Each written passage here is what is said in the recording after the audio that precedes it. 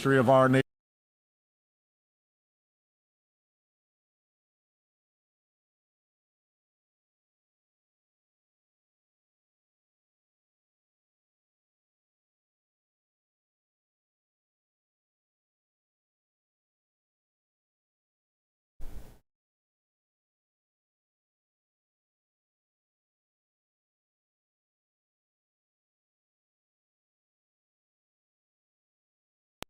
My fellow Americans, yes, we can watch the greatest show in the history of our nation, the Dusty Smith Show.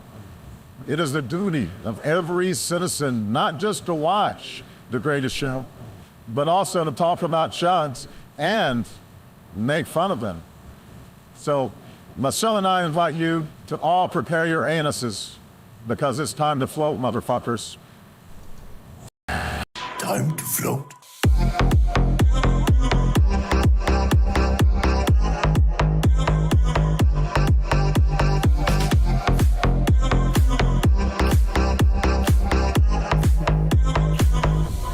You float down here.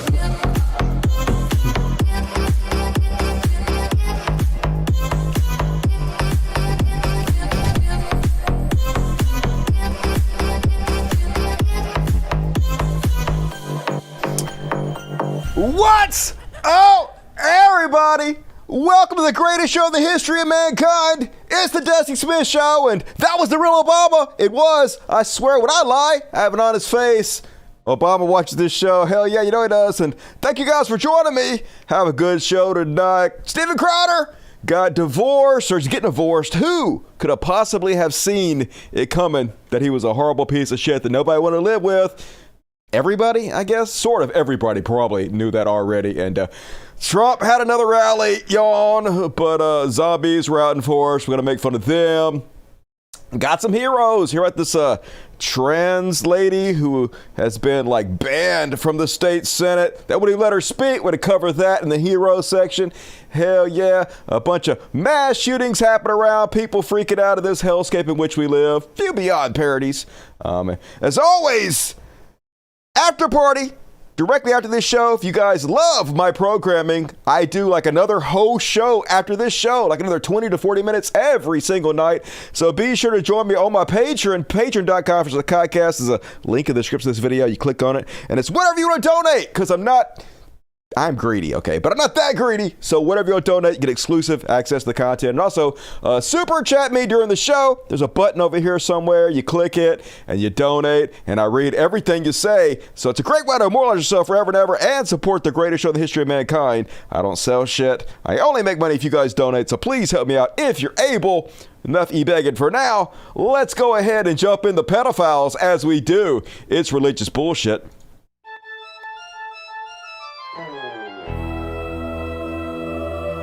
Religious bullshit, religious goddamn bullshit. They raping everybody's kids bullshit. It's time for religious bullshit. There are pedos. It's time for religious bullshit. And gonna start off religious bullshit as we usually do. I should call this section Not a Drag Queen. Louisiana pastor arrested a second time for alleged child sex offenses. Oh, goody. I guess the first time wasn't enough. The pastor of a Pentecostal church in Louisiana, who's already been charged with having sex with a minor, has been rearrested now with another victim has come forward. I think I covered this guy before. Is this a new one? It's so hard to keep track. They raping kids so much. You get arrested 1, 2, 3 times. I don't know, but there are so many of them. As always, I'm sorry for having to cover this. Like, somebody has to cover this, right? Somebody has to point out that it is the religious people raping all your kids and not the drag queens. Polygamous leader used jailhouse phone to have sexual conversation with kids, say the feds. Yeah, that's smart. So you guys remember this story I covered not too long ago? This guy was riding down the road and he got pulled up by the cops. In the back of his trailer, there was a bunch of youngins, and yep, he was married to them. A couple 16-year-olds, like a 12-year-old. Used to be in the Warren Jeffs cult, but I guess he went and started his own little cult because it's easier to find children to rape, I suppose. If you're your own cult leader, you don't have to share it with the other cult leaders. If you're your own cult leader, that's just pedo 101 right there. Smart thinking. But what's not smart thinking is using the jail phone to talk sex to your 12-year-old brides. It seems dumb. Polygamous leader accused of kidnapping underage girls brazenly used the jailhouse phone system to have explicit sexual conversations with children, a federal filing states. While in custody last November on suspicion of sex trafficking, Samuel Rapey Lee Bateman, is his name Rapey Lee? Rapey Lee, that's a little too on the nose for me. Rapey Lee Bateman referred to a 13-year-old girl as his sexy darling during a video call that included his adult wives, who should all be thrown under the jail. The U.S. attorney in Arizona alleges documents filed on March 3rd. Bateman, 46, also asked the young teen, identified as Jane Doe 4, about all the sacred times they shared together, in addition to more explicit sexual remarks. Yeah, so sacred. Godly and holy, all of the child rape. Yep, not a single person boycotting the LDS church. Nobody. They don't actually give a shit. Not going to hear Marjorie Taylor Greene talking about this because, of course, they won't. And you guys hear about this one? This lady, one of the main, most prominent families in Virginia. Is that where it was? Yeah, in Virginia. Eleanor Hunter Hope, 45, a member of one of Virginia's most prominent families, was snared in an FBI sting last month after messaging an undercover agent explicitly and sickening details about what she wants to do to the child, according to the court filings. So she was a volunteer in her church. Shocker. She had previously worked in child advocacy and support organizations and was a volunteer at her prestigious local Episcopal church. Shocker. In Charlottesville, that is affiliated with the University of Virginia, DailyMail.com can reveal. So she got all these pedo boards looking for other pedos that she could interact with to find her a little kitty to rape. In court papers filed in Albemarle Circuit Court, Virginia, 46 further claimed that his ex had brought sexual partner back to the marital home while their young daughters were there. So anyway, basically, long story short, she was talking to this guy and she was like, hey, can I come have sex with your daughter since you've already told me that you're molesting your little daughter? And it was an FBI agent. The agent has hoped to verify she was safe by sending an image of herself holding up her thumb near her breast. The photo showed her lifting her shirt up, exposing her bare breast, and with her face partially visible, said filing. On February 27th, the Virginia mom allegedly contacted the agent through the app to ask about the abuse he was perpetrating against his daughter, saying, what do you think your next step would be? Throughout the message exchange, Hope expressed an interest in traveling to Washington to abuse the undercover agent's fictitious daughter with him, the papers state. She repeatedly said she wanted to help the father introduce the 8-year-old to sexual activity. Around March 12th, it was agreed she would travel from her home, it is alleged. Hope is said to have messaged the undercover agent with the sickening words, I can't wait. And then, of course, putting her to bed and waking her up to do a few extra things will be so fun. She then suggested something about anal sex, later asking, has she seen videos of little girls with her dad yet? Hope is then said to have sent the agent a 30-second clip of a small frame female who appears to be on a bed. The complaint says the small female who appears to be a minor can only be seen from behind and she is nude from the waist down. It continues to say that a man is having sex with the female in the video. According to the criminal complaint, Hope wrote to the agent on March 8 regarding their daughter, a great thing to do is wake her up by trying new things. That hazy, dreamlike state is perfect to introduce a variety of new things. So, yeah, gross. I'm sorry, Skip. Somebody got to cover, folks. Anybody else fucking cover this shit? No. All they're doing is passing laws all over the goddamn place, banning transgender people, barring them, even though they're voted by their constituents to speak on the state house floors, barring them from speaking. On Twitter this week, Jake Shields called for the murder of anybody who gives trans people medical care. Yeah, Elon Musk, one of his boys, calling for the murder, followed by thousands of people agreeing with him. Yeah, that's the kind of shit that's going on out there. So yeah, we got to cover this shit. We have to point out over and over and over again who is actually doing it. It's always these religious fucks every goddamn time. Meanwhile, yeah, the hate preachers out there always trying to pass the blame on somebody else. Always trying to cast the spotlight elsewhere so they can hide in the goddamn dark like the cockroaches they are. This week, hate preacher Paul Hansen sits and spends half an hour, 2 hours making themselves look like a literal demon, squeeze into a corset, put on high heels, and parade in public doesn't know you are a disgusting, filthy, non-abomination to all that see you. Your whole goal is to be an abomination unto all that see you. And because I would say, hey, that's kind of disgusting. We need rights. We need rights. You're insane.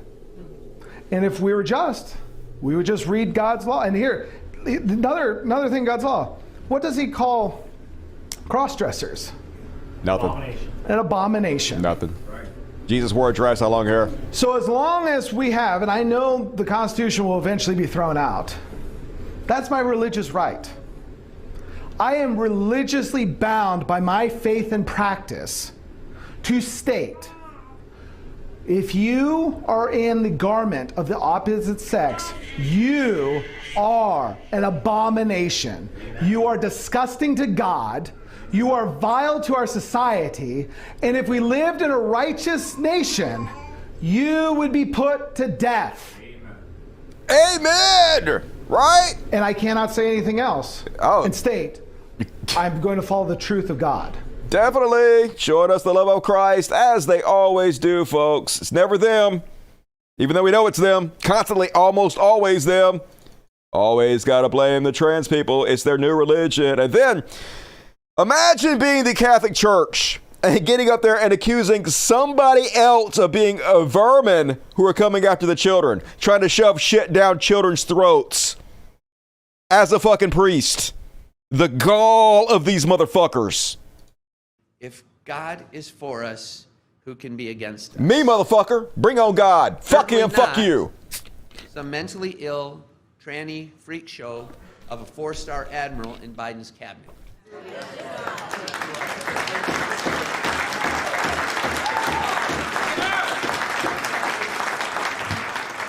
Why don't the bishops of this Catholic Church say that? Because they're too busy fucking children. That's why they hate me, because I do and they don't, and they know it. They're sins of omission. Thank you, Reverend Johnson. This is it from God. This guy has fucked so many children, and it's unbelievable. Somebody please check his basement and his search history. This directly from God, y'all. I'm not saying this. I have no inside knowledge about this guy, but God does. If God is for us, who can be against us? You know, they hand it to me on a silver platter. All of us. Certainly not the mentally ill, and they are mentally ill. Yes. Not the mentally ill tranny freak show man in Biden's Department of Energy who stole women's luggage at the airport. Do you know this? And then he said, oh, I left the women's clothing in my hotel room, which was a lie. Oh, that's an image I can't even wash from my mind. Yeah, I'll work on that image later. Nobody out there in those 70 countries, do not take offense when I call out the freaks in their freak show. It's not my opinion. Almighty God said it, quote, a woman shall not wear a man's garment, nor shall a man put on a woman's clothing. For anyone who does such a thing is an abomination to the Lord your God. Oh, no, not an abomination. Not do what he said about adulterers. Gotta kill her, right? So Trump, all of the adulterers? No, you're ignoring that part? Okay, well, that's convenient, isn't it? So we should crush, like the vermin that they are, and they are, every filthy school board member or teacher who tries to shove their mentally ill tranny freak show down the throats of our precious children. Yeah, that's our job to shove shit down the throats of the precious children, isn't it? They don't like the competition, but there's no competition. Nobody's doing that except for you guys. Every accusation is a confession. God damn it. Imagine wearing that collar saying that shit. Just no integrity whatsoever. No self-awareness. And did you guys see this one? Video footage from the hearing in Ohio. So they're basically trying to pass anti-transgender laws, and they're calling anybody who opposes it demon-possessed. Elected politicians on the House floor. Listen to this shit. Oh, it was fast, but did you just call our – Hindu, Muslim, and Jewish members demons? I heard you say if they did not have Jesus if you don't Christ have in the their Holy heart. Spirit inside you, there's a phrase you can't say, Jesus Christ is come in the flesh. And if you are open to those other gods based on that faith, you're allowing other gods, non-Yod-Heh-Vav-Heh gods, to possess your physical form. Follow up. So That would be described as being giving access to your physical form. You're the mystery, hidden from angels for generations, the hope of Christ, hope of God, Christ in you. So if you're not down with that, so to speak, if you're of another religion that's not of that, you've given access to non-godly entities to make your decisions. Representative Liston, could you bring this back to HB 68, please? well, Spiritual So, discussion. We can- Yeah, no. How about no? How about we continue to talk about this ridiculous bullshit and have this motherfucker clarify that he really believes we're demon-possessed because we're voting against this shit. Let's get it on the record. I'm concerned that he's calling our members demons and saying that that's why we support this, Not or we are demons. against this No, bill. we're all hopefully human entities, but like what you allow to rule your spirit, your soul, and a body, right? And what you allow to rule in the spirit controls your physical soul and your body if you're in order. But a lot of times your body's in control, uses the spirit to feed its energy. It's kind of a metaphysical conversation. I'm not calling you demons. I'm just bringing up the fact that you might be possessed and make your decisions without the discernment of God. I'm not calling you demons. I'm just saying you're possessed and you're controlled by demons. It's totally different. Yeah, so much for separation of church and state. All right, and I will just say on behalf of my members and those we represent of other religious backgrounds that any opposition to this bill, I will strongly say, is not from possession by demons. But So thank you very much for Yeah, hard to believe you actually have to say that, but you do. In this garbage fucking country with these morons the conservatives are electing, just the dumbest sons of fucks you guys put in office. And I don't know how this is not a parody, folks. I had no idea, but somehow this is real. I guess as real as this dark comedy the programmer God has created for us can get. So anyway, let's just play it.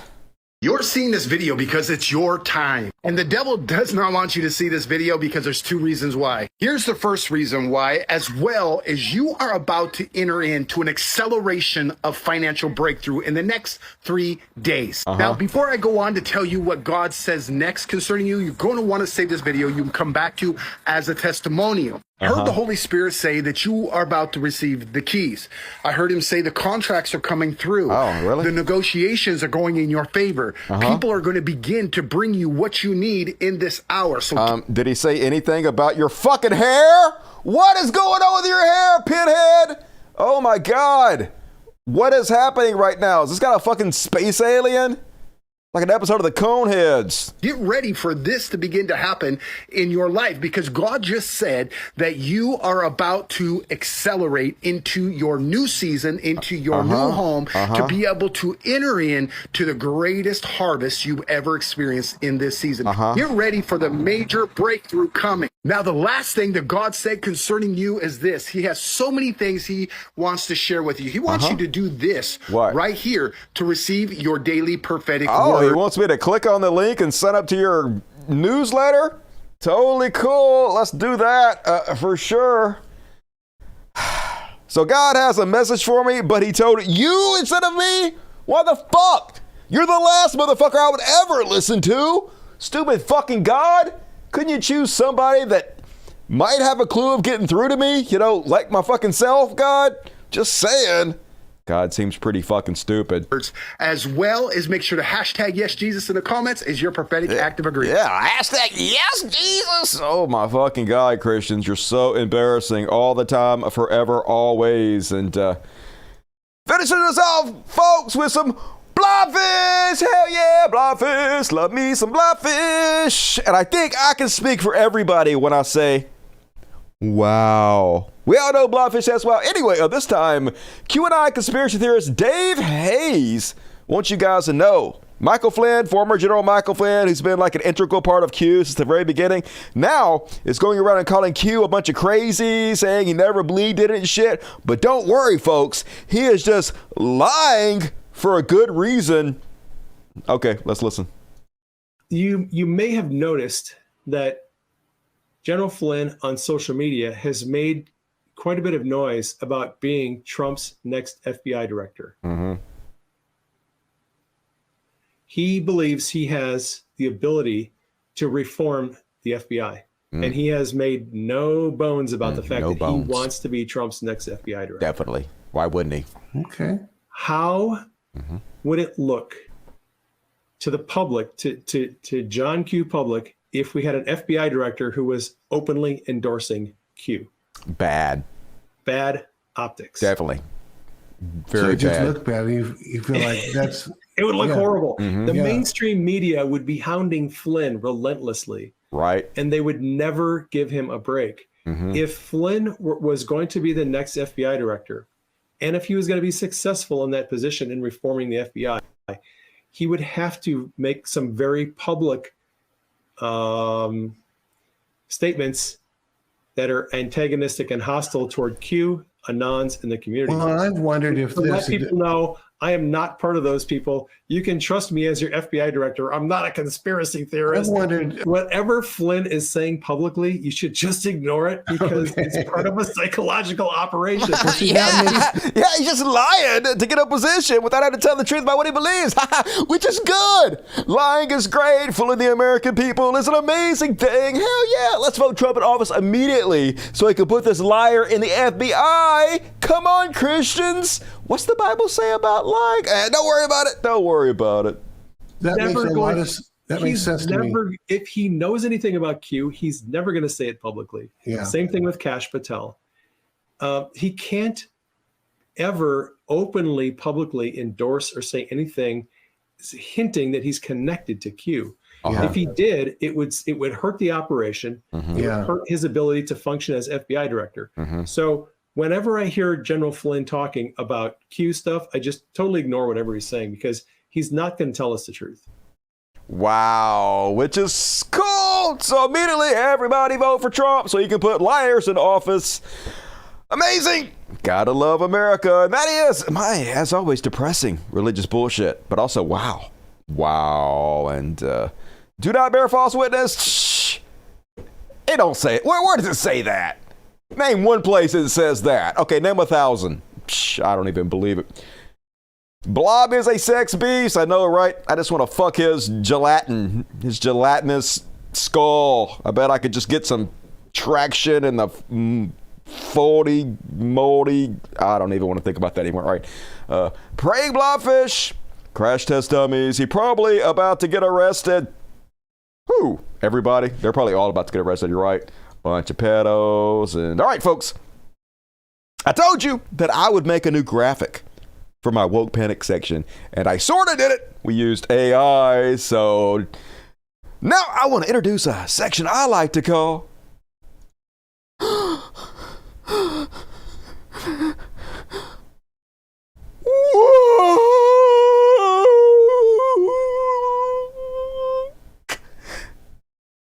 And this week, starting us off on a woke panic. They canceled James and the Giant Peach, yo. Starting to think the people that complain that lefties are snowflakes are themselves snowflakes are scared. Whitey piss babies about literally everything. This time it's James and the Giant Peach. You know, the children's play that tens of thousands, if not millions of children all over the world have gone and seen because it's perfectly fine and age appropriate. But no, they had to cancel a school outing to go see this play because one of the parents complained it was too woke. It's too woke, y'all. Let's have a listen to this ridiculous country in which we fucking find ourselves living in at the moment.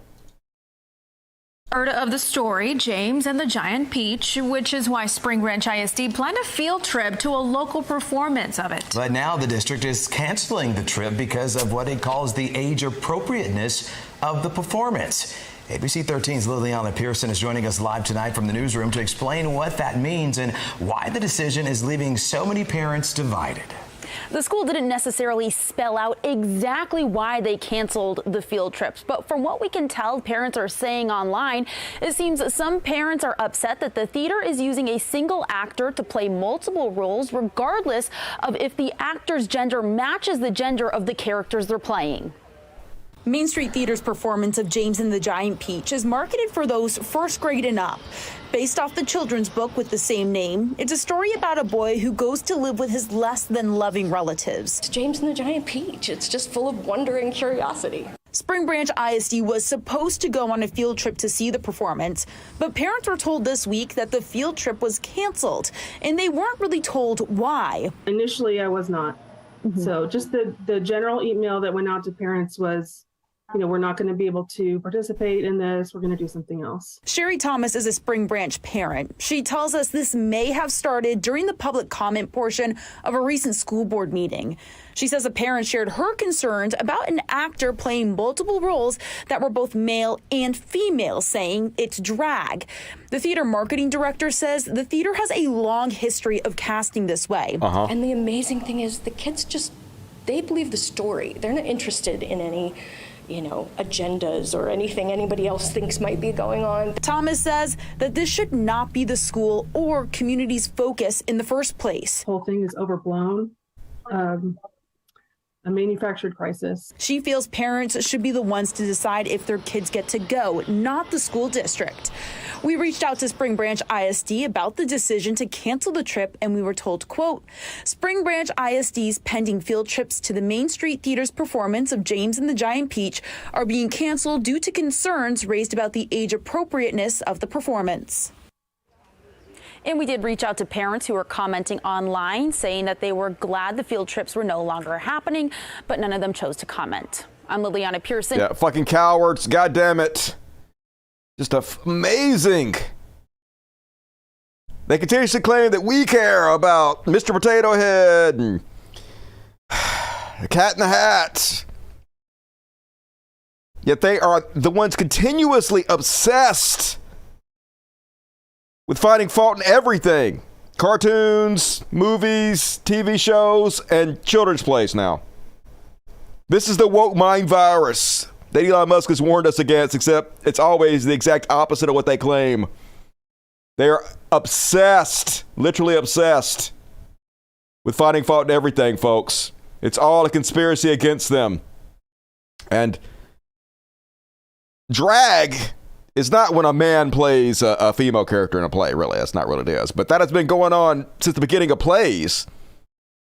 Can't even have Shakespeare anymore, folks. An integral part of Shakespeare. So, of course, whitey piss baby's got to ruin everything for the kids. And then, did you guys hear about this one? I read this story, folks. And then I immediately had to go hunt for the truth. And I had a hard time finding what the truth is. So here's the Daily Caller. This is Ben Shapiro's rag. Trans woman who ran New York Marathon as a man soars past 14,000 women. A biological male identifying as a transgender woman topped nearly 14,000 women. The title is, This Man is Setting Records for Women Everywhere. Oh no! He's destroying women's chances of having a record. I'm saying he because that's what they're calling this transgender person. Obviously, it's a she, but that's what they're saying. This transgender person wrecking the records for women all over the world. So this actually popped up on my timeline on Google News. And I was like, okay, this transgender person finished ahead of 14,000 other people. What place did they finish in?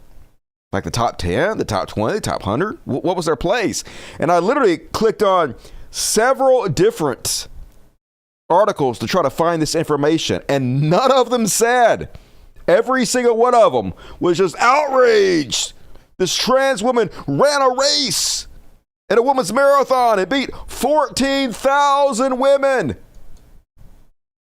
I read the comments at the bottom of every article where the users leave comments. How is this allowed? This is totally unfair. This is demented. This is crazy. None of the article said what place this transgender woman finished in. Got online. Tim Pool, trans rider defeats nearly 14,000 females in marathon at 54-year-old, sparking outrage. And I'm like, okay, what place, Tim Pool?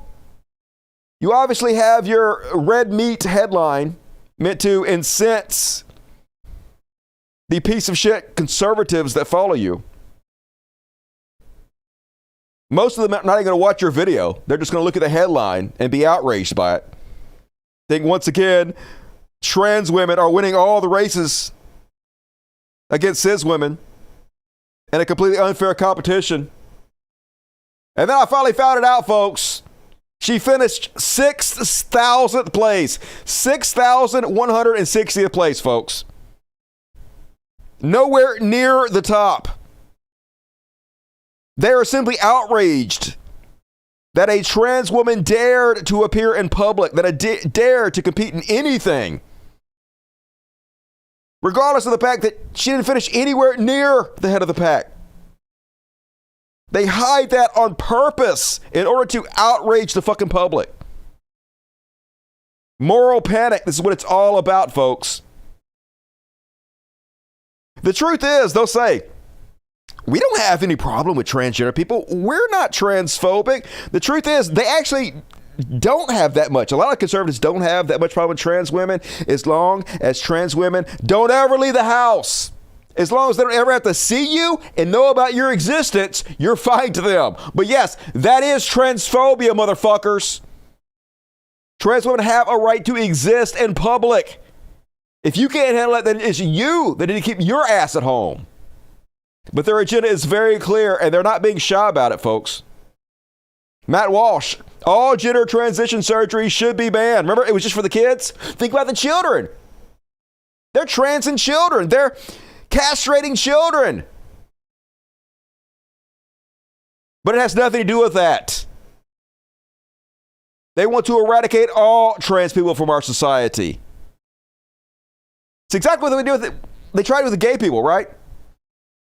Before it no longer became socially acceptable to do that anymore.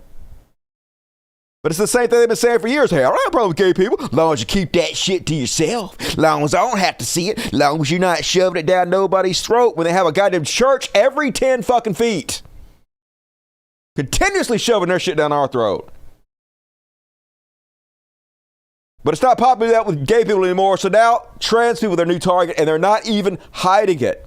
It should not be legal for doctors to perform this kind of Frankenstein butchery on anyone. This should not be a controversial position, but it is, motherfucker. Elective surgeries are completely fine. People have liposuction all the time. They have a boob augmentation all the time. You can have whatever gender-affirming care you choose in a free society, but they don't want a free society. They want fascism where they choose for you, where they're in control of your body. Weirdos like fucking Matt Walsh. And he making, just on YouTube alone, folks, $100,000 a month. Dude's making millions of years spreading hatred, fear, violence, death.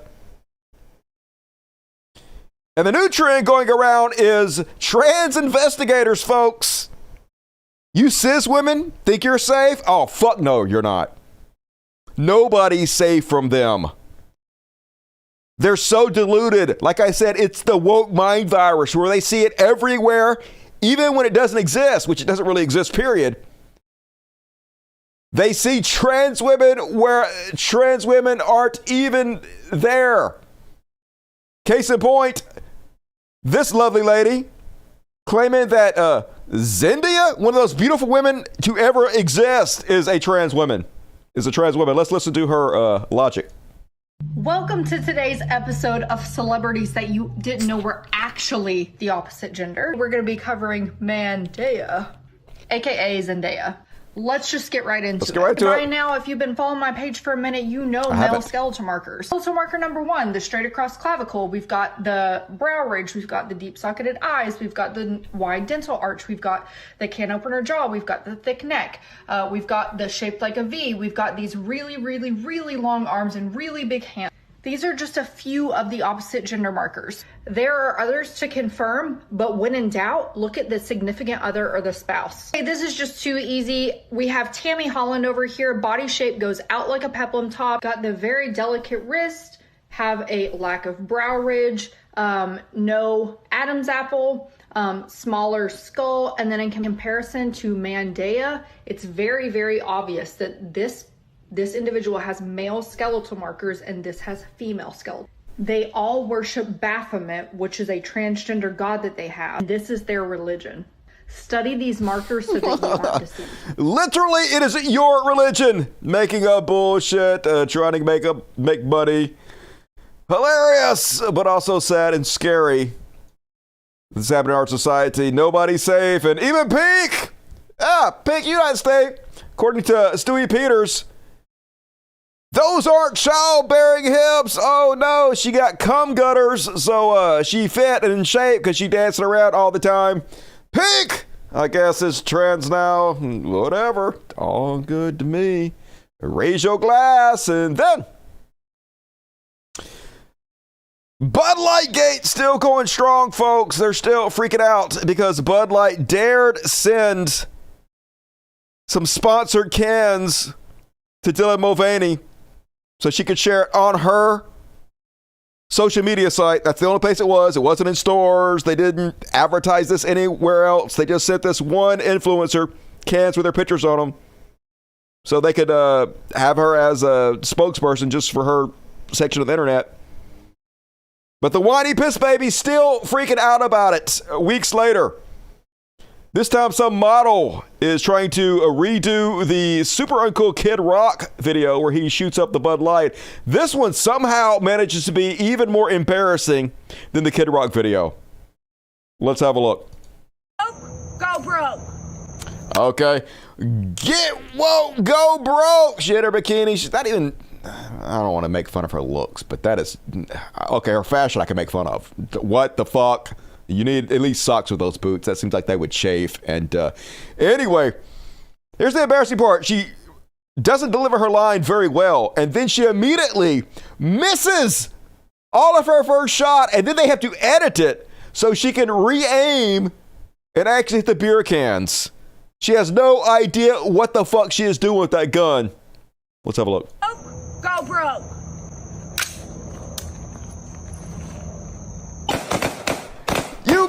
You missed every fucking shot. How do you miss from that goddamn distance? Look, her gun is not even almost pointed towards the goddamn beer. You fucking moron. So then watch. There's an edit in the video where they let her take a break and re-aim.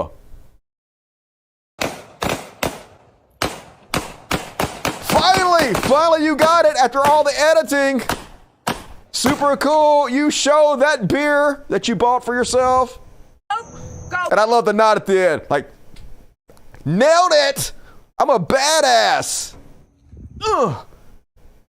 Couldn't do any better than I just did. Yeah, everything about that was wrong and bad, and you should feel bad about it. Good goddamn hell on earth, folks. This should really be in the Beyond Parody section. You can't parody these people. These fucking whiny ass piss babies. Anyway, apparently this Florida restaurant owner is claiming the worst, most difficult experience he has ever had was the fact that Bud Light sponsored a transgender person. Out of all the people that must have died in his life, all the setbacks, all the heartaches that he must have had, this is the worst thing that's ever happened to this motherfucker. Yeah, there's been a terrible week. It's been actually a couple of weeks now, probably the most difficult 2 weeks we've ever experienced in our life in this industry. Why? Why is it the most difficult period of your life? You know, Anheuser-Busch, they held a social knife over all of our heads here, and they dropped it very irresponsibly. It threw us into turmoil by standing on our biblical faith.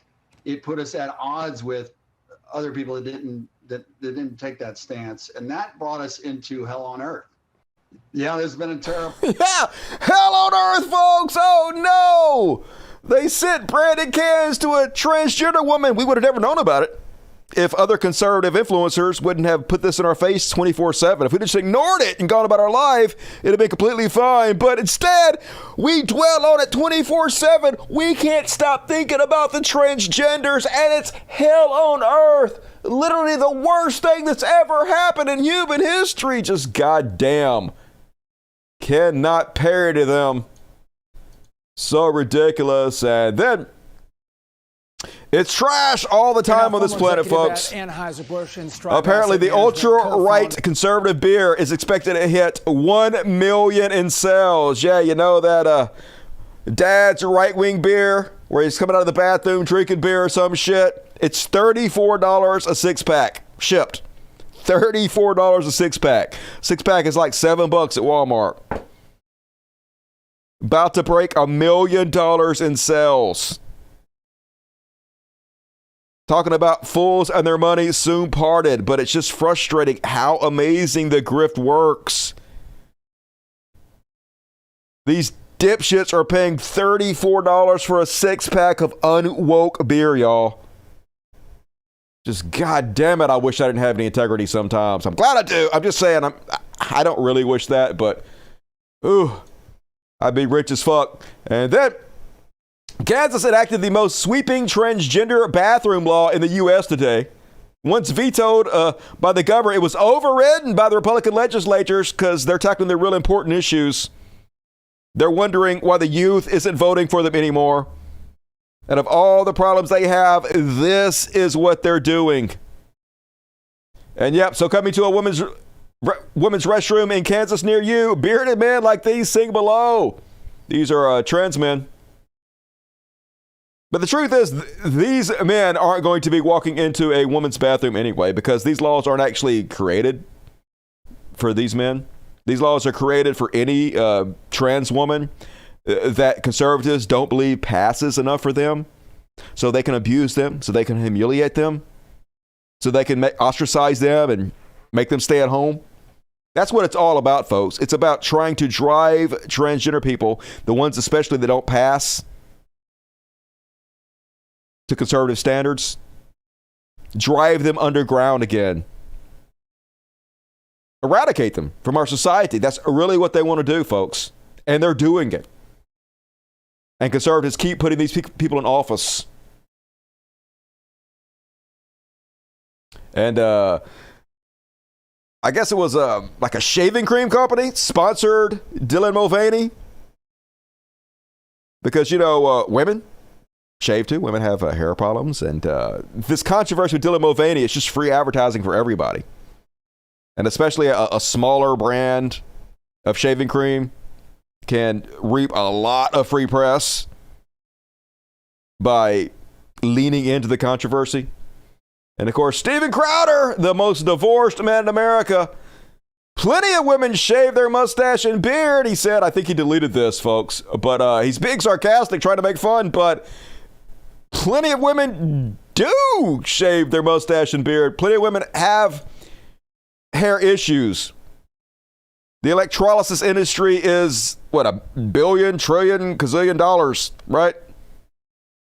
As my buddy L points out, online Walmart sells 25 pages of 1,000 plus facial hair removal products with many in pink boxes. And according to Crowder's logic, they must all be for men. No, plenty of them for women.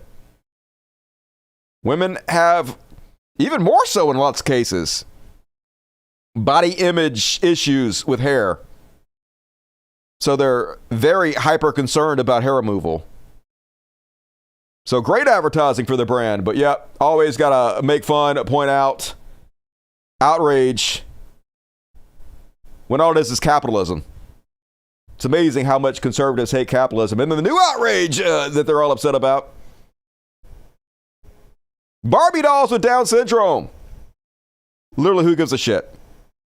They're mad, y'all, that Down syndrome children might have Barbie dolls that reflect their own lives that they could play with.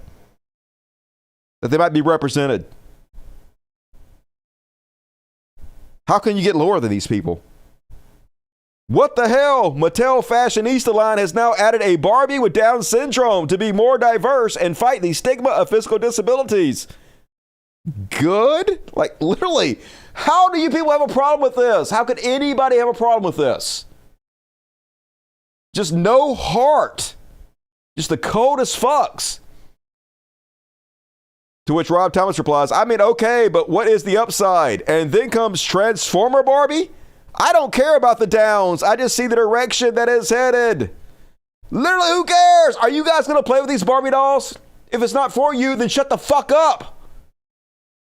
But of course they can't, because they're in the outrage industry, folks. Making fun of people that are different than them, making fun of anything that's changed, any progress in our society, anything that's supposed to help anybody else. It has to be demonized. It has to be ridiculed. Case in point, Mr. Divorce, Steven Crowder, had to do his little section on it. The world's first Barbie with Down syndrome will give children the opportunity to play with more inclusive dolls. This doll is breaking barriers by creating the first fashion doll with retard Down syndrome, strength. Is this real? allowing more children to project their future through fashion doll play and imagine what is possible. Mattel, Barbie's parent company, announced the new figures will soon be hitting store shelves. Well, here's the thing. They really have been going full bore, and Mattel actually announced plans to expand this in the name of diversity before the end of the year with sickle cell Barbie. Oh, for the So that's something they also, look, everyone's... Yeah, sickle cell, hilarious. It's funny because it's racist. They got this black woman, they got a bunch of babies, and she's at Planned Parenthood. Ha, ha, ha, ha. It's so hilarious, isn't it, yo? $50 million, folks. He was offered a $50 million contract, and he turned it down. Even that wasn't enough for him. That's how much money they're making spreading hatred and racism, folks. Just goddamn it. And fuck YouTube, too. YouTube's got to be held accountable. Don't baby YouTube, but still frustrating. But, okay, that was it. That was all of my woke panic section. But it does tail in beautifully to the next section. We're going to cover more Steven Crowder next. What do you guys got to say about that real quick? Cruelty is the point. Agreed. Can we have a veteran amputee G.I. Joe just rip their arms off? It's the same thing. Racist much? Yes. Racist a lot. Crowder knows how to keep it classy. I know. Why wouldn't a woman want to be married to him? It is definitely a fucking mystery. That doll is cool. It's fine. It's not for me. I'm not going to play with it, but I'm glad that children with Down syndrome have representation, right? I'm glad everybody has representation. Everybody should feel good about themselves, right? Just silly. And move right along, folks. Chud Watch.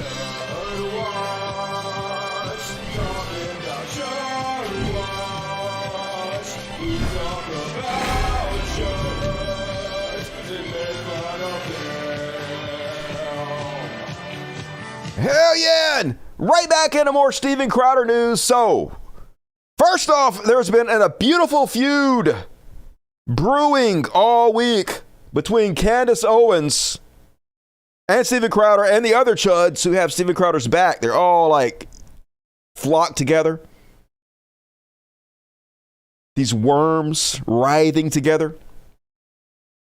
But first off, Candace Owens says, to remind people, the video Steven used in his show of me was a video of me responding to Steven's first set of bizarre attacks against the Daily Wire. Steven is not the victim. He was never the victim. He's just a bad person who continues to burn a lot of people. Get him! If you are going to use your children as human shields to block people from digging further into your divorce, please do so without inserting me into the narrative. I'm going to show you the guys the video in a second, but the quartering's like, it's obviously disgusting that people on the right would use Steven Crowder's divorce as leverage against him, to use it against him, to embarrass him. Divorce happens. It doesn't even sound like it was his choice. Spoiler alert, it was. You expect it from the left, but totally shameful from the right. So anyway, they're all fighting and shit. It's beautiful.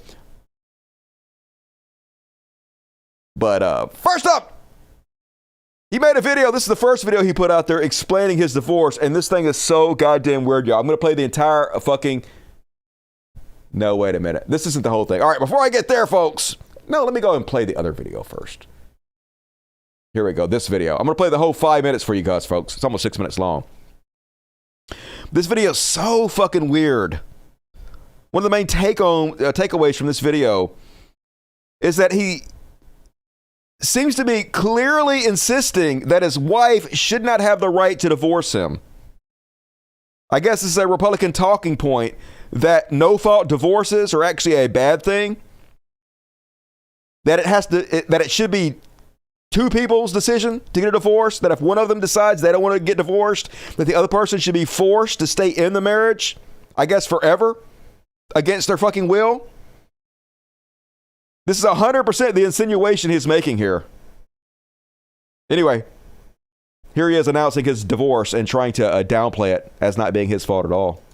We'll be on with your regular programming and Nick DiPaolo in third chair in a little bit, but needed to take a moment here to address some issues out there that are circulating. It's never fun, but well, I guess let me be clear here. I have been living with a proverbial boot on my neck for going on years now. Since 2021, I've been living through what has increasingly been a horrendous divorce. Now, let me say on the outset, to be clear, there is no infidelity, any kind of physical abuse at all on either side.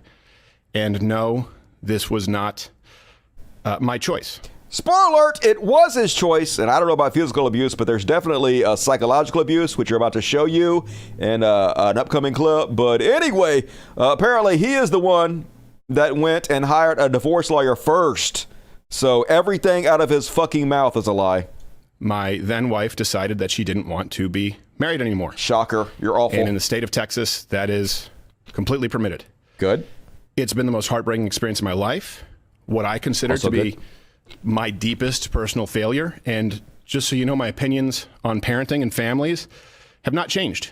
I've always believed that children need a mom and a dad, that divorce is horrible. And I still believe that children need a mom and a dad and that divorce is horrible. Maybe you should have been a giant fucking piece of shit that she couldn't stand to be around or live with if you wanted to be a good dad to your kids. But in today's legal system, my beliefs don't matter. In Texas, divorce is permitted when one party wants it, period. Yeah, that's a good thing. Dude, if that weren't the case, do you know how many husbands would be getting poisoned? How many dudes would be getting murdered by their wives if they were forced to stay in marriages against their will? What is wrong with you people? Conservatives are just so weird. So for well over a year, in the best interest as well as physical safety of my children, we've decided to keep this issue private and to resolve it privately with the appropriate attorneys, what have you, legal jargon. And all this, one thing I want to be really clear about is certain. True north here is that my children are blameless, completely without fault. And so we decided to resolve these issues privately. Oh, good. I'm glad he said that because, like all of you, my first thought was, I bet his kids were to blame. Psh, what did your kids do, Steven Crowder? Your kids definitely caused this. So I'm glad he cleared that up. The fuck? As it's in their best interests, both emotionally and physically, to do so. Definitely. Now, the other issue is, and this is something that I've kept private for likely far too long. Many other people knew about this behind the scenes. I'm sure. Some, not all, but some of them in positions of power, influence, leverage, knew of this. I didn't know. They also knew that the safety of my children included keeping it private. So if you're familiar with the idea of extortion, then you know the feeling well. Now, some of these threats were so thinly veiled that I'm frankly surprised you didn't all guess immediately. We did. We Steven has a lot going on. I guess is the best way to say it. He has a lot going on, and that should be clear because people don't do stuff like this if there's not a lot going on in their lives. I would like to implore my audience and everybody that isn't paying attention to this situation not to condemn him, but to pray for him. I'm going to pray for him. Sometimes people need a prayer. Sometimes people need a scripture. You know, Steven purports to be a Christian. I am unsure at this moment if it is my place to say more than that. He's not. You know, maybe if Shameless I con feel man. in further defense. A self-hating gay man who doesn't give a shit about religion in any fucking way. He's just a grifter. Like you, something Candace. should be said, or maybe if I feel that the public has a right to understand certain circumstances. Well, my children have a right to privacy.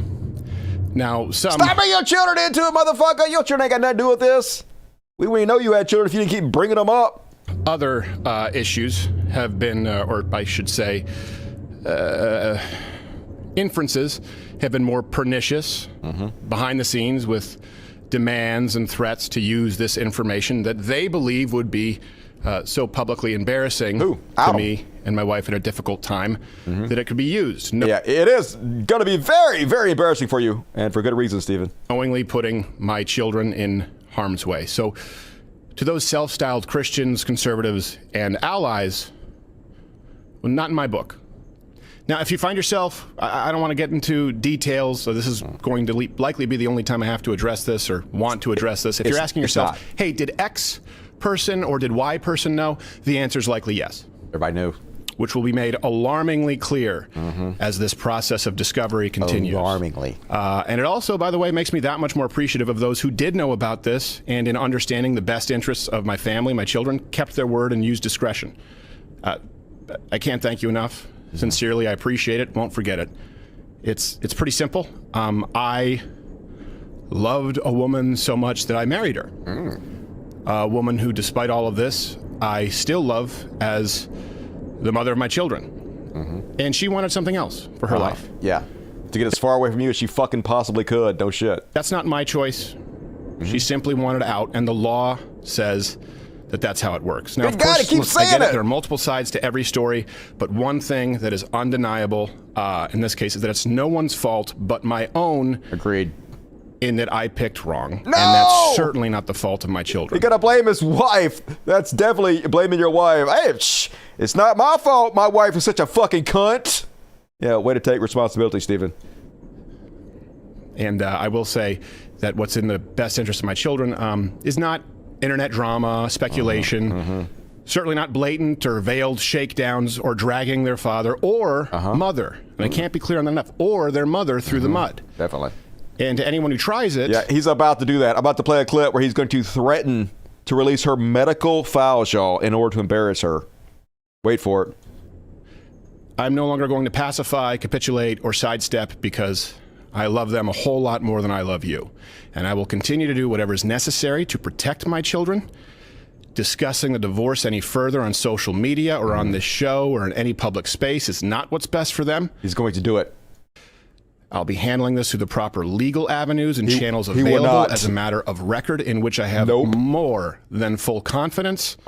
So I'd ask that you understand the need for and respect our privacy in what is obviously a pretty tough time. Yes. And I hope gotta be tougher. That none of this has to go any further than that. It does. Let's go way further. On with the reason you're all actually here. Yeah, that was the reason I was there, motherfucker. I don't give a shit about anything else you have to say. So then he's basically accusing Candace Owens of trying to extort him and shake him down in that video. And she responded. You're familiar with the idea of extortion, then you know the feeling well. Now, some of these threats were so thinly veiled that I'm frankly surprised you didn't all guess immediately. Things should be said, or maybe if I feel that the public has a right to understand certain circumstances. Oh, my children have a right to privacy. He even sent me a retrospectively very flirty message thereafter on Instagram about how nice I looked on election night, even though I didn't respond to it. Hillary Crowder's Instagram account, and I looked to see, and it turned out that she didn't follow Steven Crowder and that Steven Crowder didn't follow her. He didn't follow anybody in her family, and she wasn't following anybody in his family. That was my aha moment. Clearly, there was some sort of a separation. Now, I will not take that lightly, okay? I am not Hillary Crowder. I am not anybody in his family. I am not going to take somebody going onto his platform and alleging that I either harassed, threatened, or did anything that would put his children at risk. That is very serious stuff that he is saying. And so what I did this morning after this clip was sent to me is I contacted a defamation lawyer, and I am sending Steven Crowder a cease and desist. And I'm going to demand a full-throated retraction to the idea that Candace Owens threatened him or extorted him. And not, it seems to me, Stephen, that you really, for whatever reason, want to insert me into this narrative. Like there is just something about me that you are hyper-focused on. And so I want to help you a bit. And really, I want to help your wife because you essentially just used your platform. Millions of people have access to your platform. She doesn't have the same, to insult her. You picked the wrong woman, okay? So here's what I would like to do. I would like to invite Hillary Crowder onto my platform because she doesn't have one. Oh, snap. Anyway, let us see them fight. Hell yeah, hope they kill each other. The right is eating itself. And then, folks, in case you missed it, She released a 3.5-minute video. I guess, I don't want to say a secret recording. I guess he must have known that they have home cameras that are recording everything. Why you would have home cameras that record everything, I don't know. That seems like madness to me. That was your first mistake, Stephen. But apparently, she released the 3.5-minute video showing just how abusive Steven Crowder is to her. Now, she's like 8 months pregnant here. And Steven Crowder is so insecure that apparently he only has one vehicle. I guess it's meant to control her. They don't have multiple vehicles, then she needs his permission to go everywhere and do anything, basically. So this video is, I guess she wants to get away from him and go out and do something on her own. And he's basically guilt-tripping her, trying to bully her into instead put on some gloves, go walk the dogs, I guess do yard work or whatever, 8 months pregnant. Obey him. Obey him. Prove yourself. Prove that you're submissive and loyal to the mans and obey me. So that's basically what this clip is. Let's have a look. Because I drew a boundary. I drew a boundary. No, you just did it. I drew a boundary in abusive and cruel. You were not taking the car. Because if you refuse to do wifely things, then I will go pick up the groceries. There's no groceries. I'd be happy. Steaks, wood pellets, my grill. I know it's an unreasonable request, but I'll go do it. How about you first? Hillary, how do you respect the man? Yes. How do you man? How do you man receive love and respect? No. How do the man respect? No, you're not taking the car. Steven, you're not taking the car. Steven, you are not. Then I will ask someone to pick me up. Would you like me to ask? Oh, that's right. It's not about Steven. Give it an Uber. Holy shit. Dude telling his 8-month pregnant wife to get an Uber because she's not allowed to use his car. Good God, this guy is the scum of the fucking earth. So insecure, dude. Okay, Steven, I can't. Feeling some constraints? Steven. Like, I can't Steven. go. Listen to me. You want to walk out right now? Listen to me. I can't go to the gym. I can't go to my parents. Why not? Take an Uber, motherfucker. You obviously understand the concept. I can't call my friends. I can't be home. You're going to take the car and leave me here. Hillary, just think of how boxed in you've made me. What do you need me to pick up? I'll get it. I'll be back when I'm back. No, that doesn't work either. You'll be back when you're back. That doesn't work either. See, Do you understand the difference between my life being set to the second and you're going, I'll be back when I'm back? Steven. And making it work. The only way out of this is discipline and respect. It's the only way out of it, or we're at an impasse. We are at an impasse. Good. Because you can't have any discipline and respect. Steven. Yeah. There you go. You throw your hand, you give up so easily. I don't give up, Steven. Hillary, Steven? you give up so easily. I just said the only way out of this is discipline and respect. You said, then we're at an impasse. Steven, no, we are at an impasse, okay? I love you, but Steven, your abuse is sick. Your abuse Watch it. is sick. Watch it.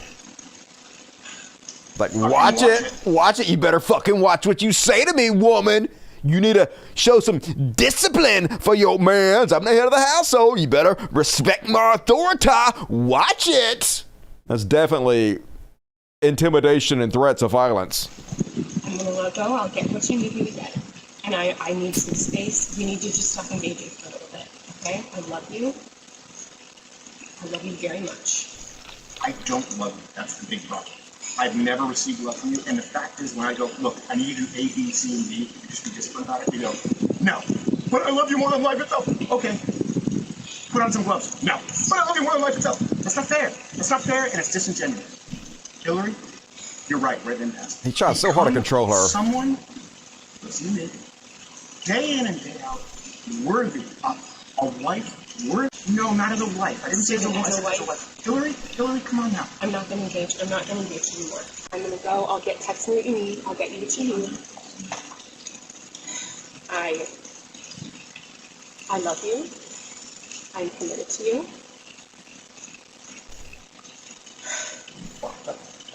Put on some gloves. Are you committed enough to do those things? I'm not trying to. Are you committed enough to do those things? You're not committed to anything. You're not committed to anything. You just said I love you. I'm committed to you. Walk the dogs. Put on some gloves. Walk the dogs. Put on some gloves. Are you committed enough to do those things? Wants so bad control her. Do what I say. Do what I say. Prove your love to me by doing what I say. It's such an abusive relationship. Are you committed enough to do anything? Are you committed enough to do anything? I'm gonna just walk the dogs. Put on some gloves. Are you committed enough to get the medication the dogs? No, you take Betty.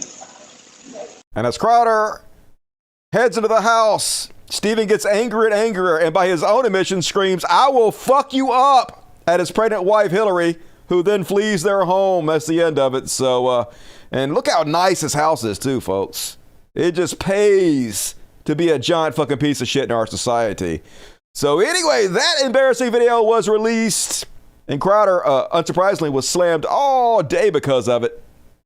Of course, Tim Pool with the genius take, how does Crowder only have one car? Because he's a controlling piece of shit who's trying to make it to where his wife doesn't have any outlets to get away without his permission, clearly. Why not just be honest, Tim Pool? And of course, according to the Chuds, folks, she is the bad guy here. Of fucking course. How can you watch that video and come away thinking that she is the bad guy here? Well, you're a brainless dipshit like the Quartering, who says, even worse, imagine leaking you and your husband's text message to some douchebag online just to smear him when you're about to cash out millions in a divorce. Crowder may have been an asshole in a random clip, but the kind of woman who would do that, eh? Imagine scrubbing through thousands of hours of footage from your family's home surveillance system so you can trim a 3-minute out-of-context fight with your husband to smear him online. I have to think he is better off. Yeah, she's the asshole here somehow. Even though I'm pretty sure she didn't scrub through anything. She probably just remembered when it fucking happened and then went and got the clip, because it's not very hard to remember the things that are happening in your life when it's something traumatic like that. But yeah. Here's a clip of someone being an abusive asshole. But was he an abusive asshole in context? Yeah, what's the context, Quartering? Just the most divorced people you can fucking possibly imagine. So, folks, then he put out another clip afterwards, but this is not a clip he put out afterwards. This is a clip he put out a couple months back. But this might kind of explain things, folks. Unsurprisingly, Steven Crowder, by his own admission, is bisexual. And I'm just saying, I think probably there are some things he's struggling with. I've never seen a guy dress up like a woman more than Steven Crowder. It's probably why he's so homophobic. It's probably why he's so anti-trans. It's because he's struggling with things inside of him that he hates that probably led to difficulties with his wife. Let's have a listen to his own words. I'm afraid, frankly, that he used to have a bad temper. I'm afraid of it coming back. I'm afraid of Mr. Hyde rearing his ugly bisexual head. That was a short phase. No, I'm afraid. Yeah, it was a short phase. I'm no longer bisexual, and I'm no longer angry anymore. I've worked on that problem. You haven't, Stephen. You're as gay as ever. And so then, after he got roundly destroyed, crucified on the internet for the last 24 hours, he released another statement where he basically threatens to release the medical records of his wife in order to smear her. I commented on my ongoing divorce on Tuesday, requesting privacy in the best interest of the family, but also by court order agreed upon by all parties. Look, broken marriages are ugly, and in them people do ugly things. Myself, of course included, I would never claim otherwise. However, due to recent misleadingly edited leaks to the tabloid press without context and not subject to consequences of the court, well, if not privacy, the next best option is truth. So today, I have filed a motion to officially unseal all files as they relate to the matter of legal record. Finances, relevant medical records, including mental health history or evaluations, depositions, and any motions or sanctions from the courts of Texas. I will not be leaking private marital information to the press, but if the privacy agreements are not respected by all parties, I will address all that is a matter of irrefutable legal record in full context next week. I commented. Yes, so much for not smearing her in public. So much for keeping it private for their children. And yep. The crazy thing is, even the people that normally support him most of the comments that were left were like, dude, shut the fuck up. You're just making yourself look worse. You're a bad guy. Wow. Yes, you're a bad guy. Everybody reading through the lines yet? Yeah, we're all reading through the lines. You're talking about smearing her medical records, calling out mental issues she might have had being married to you, which I'm sure are plentiful. Who wouldn't have fucking mental issues married to you, Stephen? He literally did a whole Mike Barrett himself. Yep. I'm a shitty husband. Changed my mind. Can't. You are a shitty husband. So just making things worse for yourself. Cat, do not do that, please. Do not do that. All right, anyway. So that. You guys remember a couple months back, he was claiming he was having some kind of heart surgery or some shit, and he was asking for prayers, and he was milking the fuck out of it. Well, apparently it was some kind of elective surgery because he has a sunken-in chest. At least according to his wife, it was an elective surgery. Apparently he missed the birth of his twins because he was too busy having gender-affirming surgery. He wanted to have less of a sunken chest so he could feel more manly, which is perfectly fine for him to do it, but God forbid you do it. We'll lock up your doctors if they agree to help you have gender-confirming surgery. And while he knew he was going through divorce proceedings with his wife, he put out these tweets, folks. Steven Crowder, women are doing less work at home. They're unhappier. Divorce rates are skyrocketing, and men don't want to marry them. Great job, feminism. Yeah, great job, feminism. Isn't that what caused your wife to want to leave you, Steven? He also tweeted out during this time where he knew he was going through a divorce. Women are less happy than ever recorded in modern history. Feminism isn't working. Yeah, what you're doing is not working that great either, Steven. Just saying. You fucking hypocrite. Just no integrity whatsoever, folks. No morals. Just say whatever the fuck they think they need to say to make a buck. And then, regardless of what comes out tomorrow, they know they're not going to be held accountable by their own side. So who gives a shit, right? They can just be awful continuously and never be held accountable. And all right, that is all my Steven Crowder coverage. Now we're going to move on to the Trump rally they had this week. I'm not actually going to show you any footage from the Trump rally because it's the same exact thing every goddamn time. The world is coming to an end. It's the apocalypse. Democrats are murdering your babies and eating your cats. I'm the only one that can save you. You know, it's just stupid as shit. But the only interesting part about it are these zombies that come out to support Trump. The lowest common denominator, bottom of the barrel, the embarrassments, the dregs of our society. Here is Marjorie Taylor Queene's boyfriend interviewing a few of them. Let's have a look. I think it's very important to support Donald Trump. If not, our nation goes down. I believe he was sent by God to preserve Abraham Lincoln's promise that a government of the people and by the people and for the people will not perish. But I think it's rather ironic because I remember, probably nobody else knows this armory in 1976. I was here when I was in high school. And this is where Ronald Reagan gave his speech announcing that he was primarying President Ford. Interesting. So rather interesting that now Donald Trump is back. The timing of all of this. Let me get. I think it's very important. Definitely God sent Donald Trump because of Abraham Lincoln or whatnot. I know what you're thinking. Man, I wish there was more video of this guy. He definitely seems like he knows what the fuck is going on. Well, your prayers have been answered.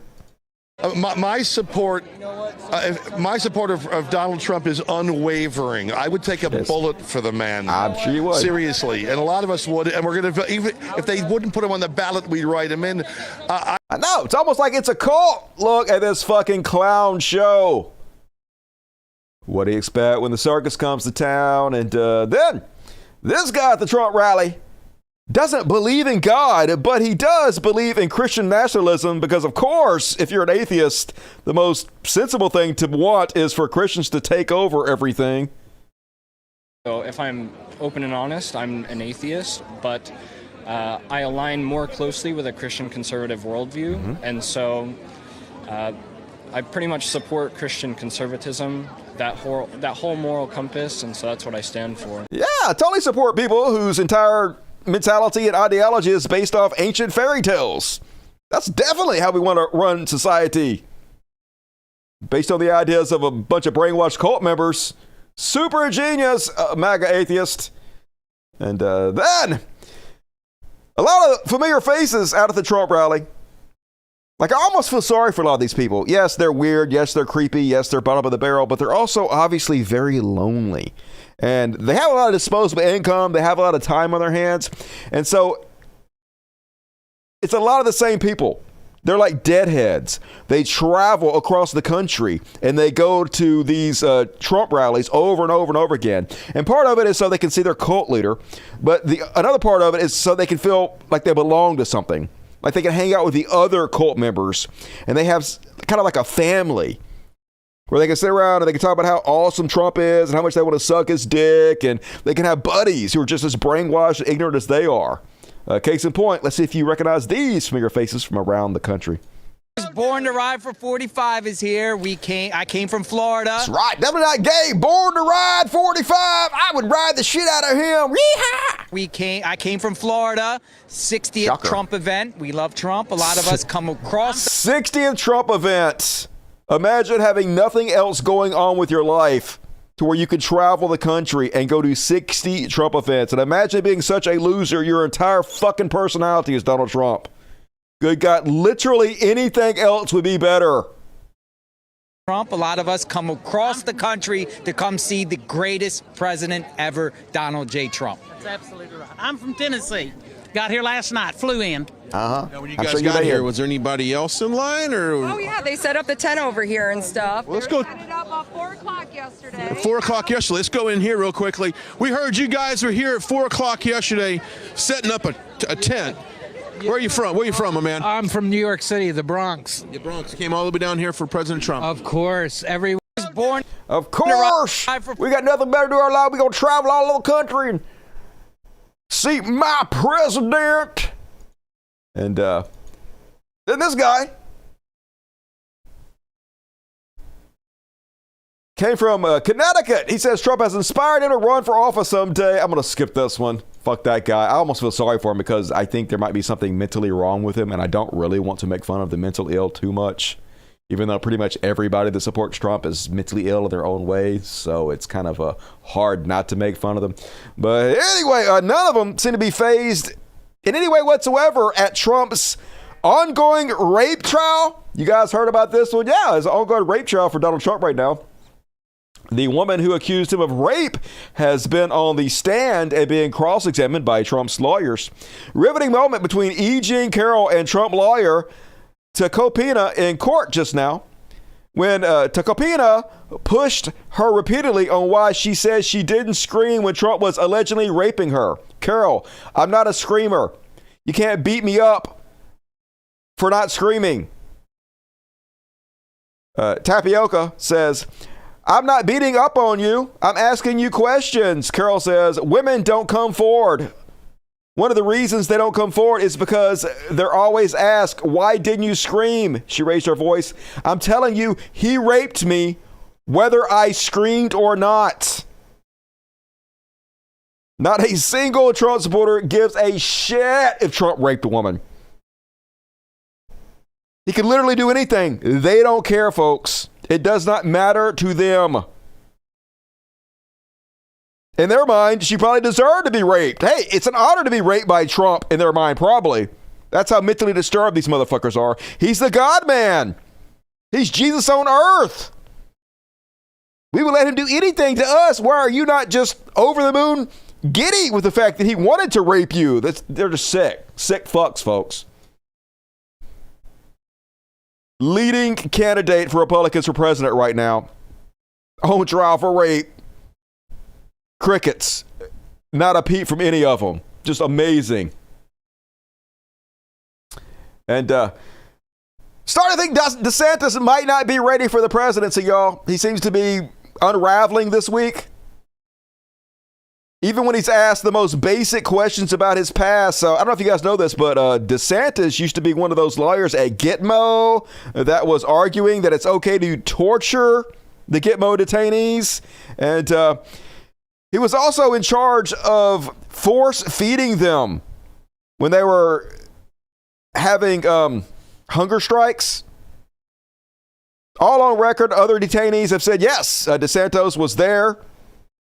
He wrote the drafts on the fact that it's legal to do that to us. He laughed at us while they tortured us by shoving food tubes down our nose and throat. But when asked about it, here's how he responded to it. During your time at Guantanamo, did you witness any incidents? No, none of all that's BS. No, totally BS. Did you say you were present during those feedings? Is that who said that?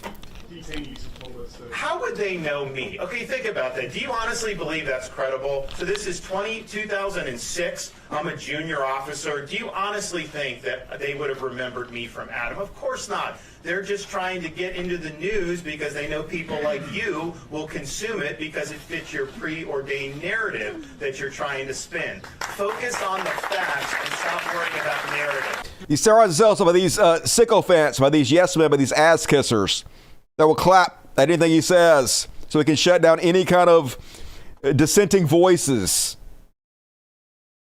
But he himself is on the record saying he took part in it, folks. If you don't believe me, let's listen to him tell us himself. Things that would happen is the thing you notice the day you get down there is for these detainees, the jihad was still ongoing. And they would wage jihad any way they can. Now, they're in a facility, so it's limited, but some of the things they would do hunger strikes. And you actually had 3 detainees that committed suicide with hunger strikes.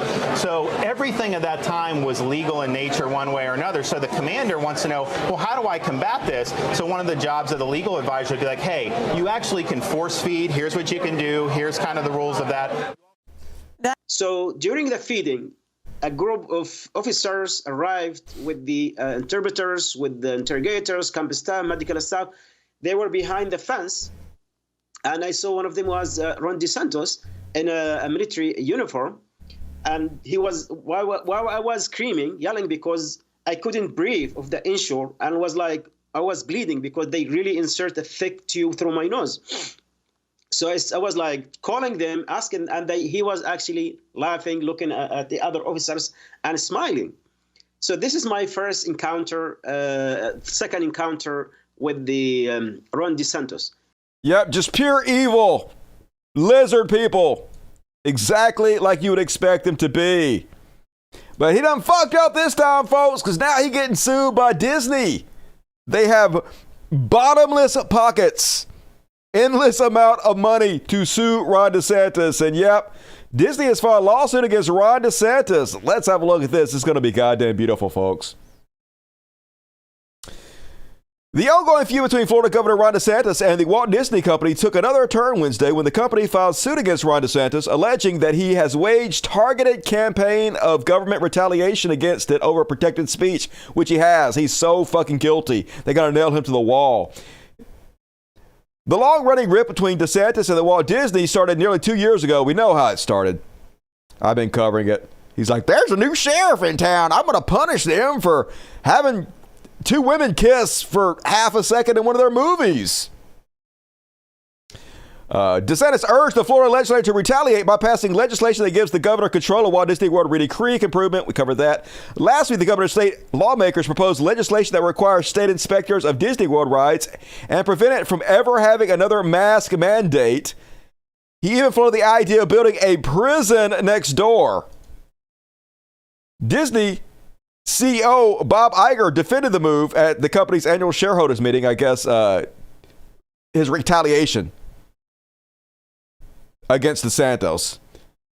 Disney regret. Anyway, basically, I don't want to read the whole goddamn thing, but basically, a long story short, they got him dead right. The government is not supposed to use their office to intimidate, to threaten private business into squelching their free speech.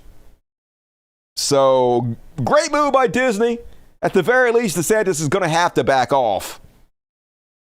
Not going to have a choice, or else the lawsuits are going to get any worse. So I'll keep you guys apprised as this thing plays out. And then, apparently, Republican mega donor Peter Thiel is angry with the GOP now and says he will not give contributions to them for the upcoming election. He is sick of their culture wars, he says. More evidence Republican tactics are backfiring on them. Just look at Ron DeSantis singing in poll numbers. I hope this is true, folks. But like, who could possibly be responsible for this? Of course, Peter Thiel is.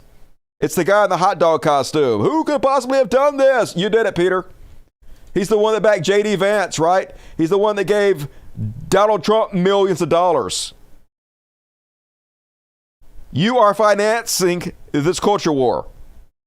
And then you're going to freak out that it's not working. Yeah, scapegoating trans people for everything and saying the word woke 50 million times is not a good political strategy.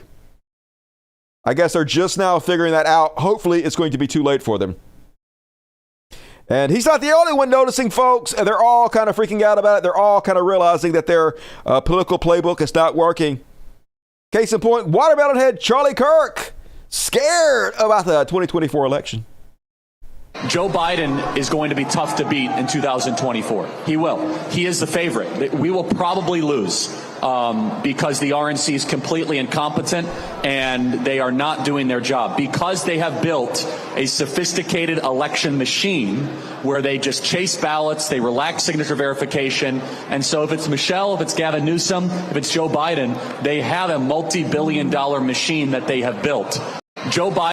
Yes, and also they have policies and positions that the public wants. They have ideas that progress our society instead of just saying the word woke over and over and over again.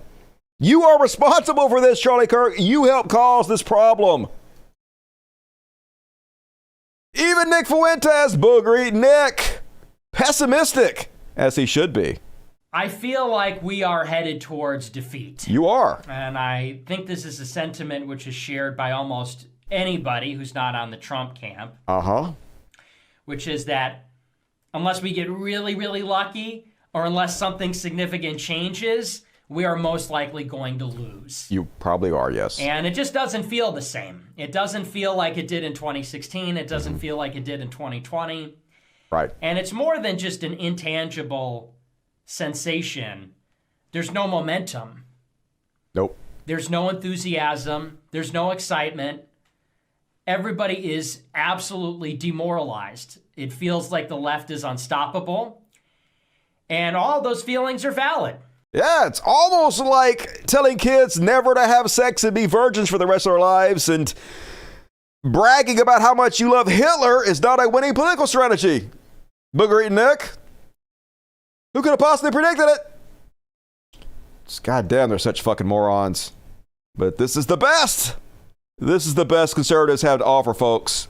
And apparently conservatives have stopped watching Fox News to own the libs. And oh my God, first they're boycotting Budweiser, which is actually a good thing. Budweiser gives far more money to conservative candidates, spreads bigotry, hatred through their piss water beer. And now, here's a Terrence K. Williams. Fox is down $1 billion after firing Tucker Carlson. Who else is laughing with Tucker Carlson? Apparently, Fox has lost like 50% of their ratings after getting rid of Tucker Carlson. And you got to love it. I mean, they had to get rid of him. They lost $757 million to Dominion. He's going to get sued by Ray Epps. There's undoubtedly more lawsuits coming, and he don't give a shit. It's not his money. He's going to keep lying and lying and lying, and they're going to be on the hook. They're going to be on the hook for every lie he tells from now on. So they can't just let him do it. Let him drain their coffers with lie after fucking lie after fucking lie. So they had no choice. Hopefully, it's going to all collapse. We'll see what happens. They still got the Smart Tech, which is the other voting machine company. They have lawsuits for that. And there's lawsuits going on in England, too, because they hacked into a bunch of voicemail accounts. So all kinds of lawsuits coming Fox News way. Hopefully, they'll be wiped out. I'm not trying to get my hopes up too much, but at least their ratings down by half. So that's good.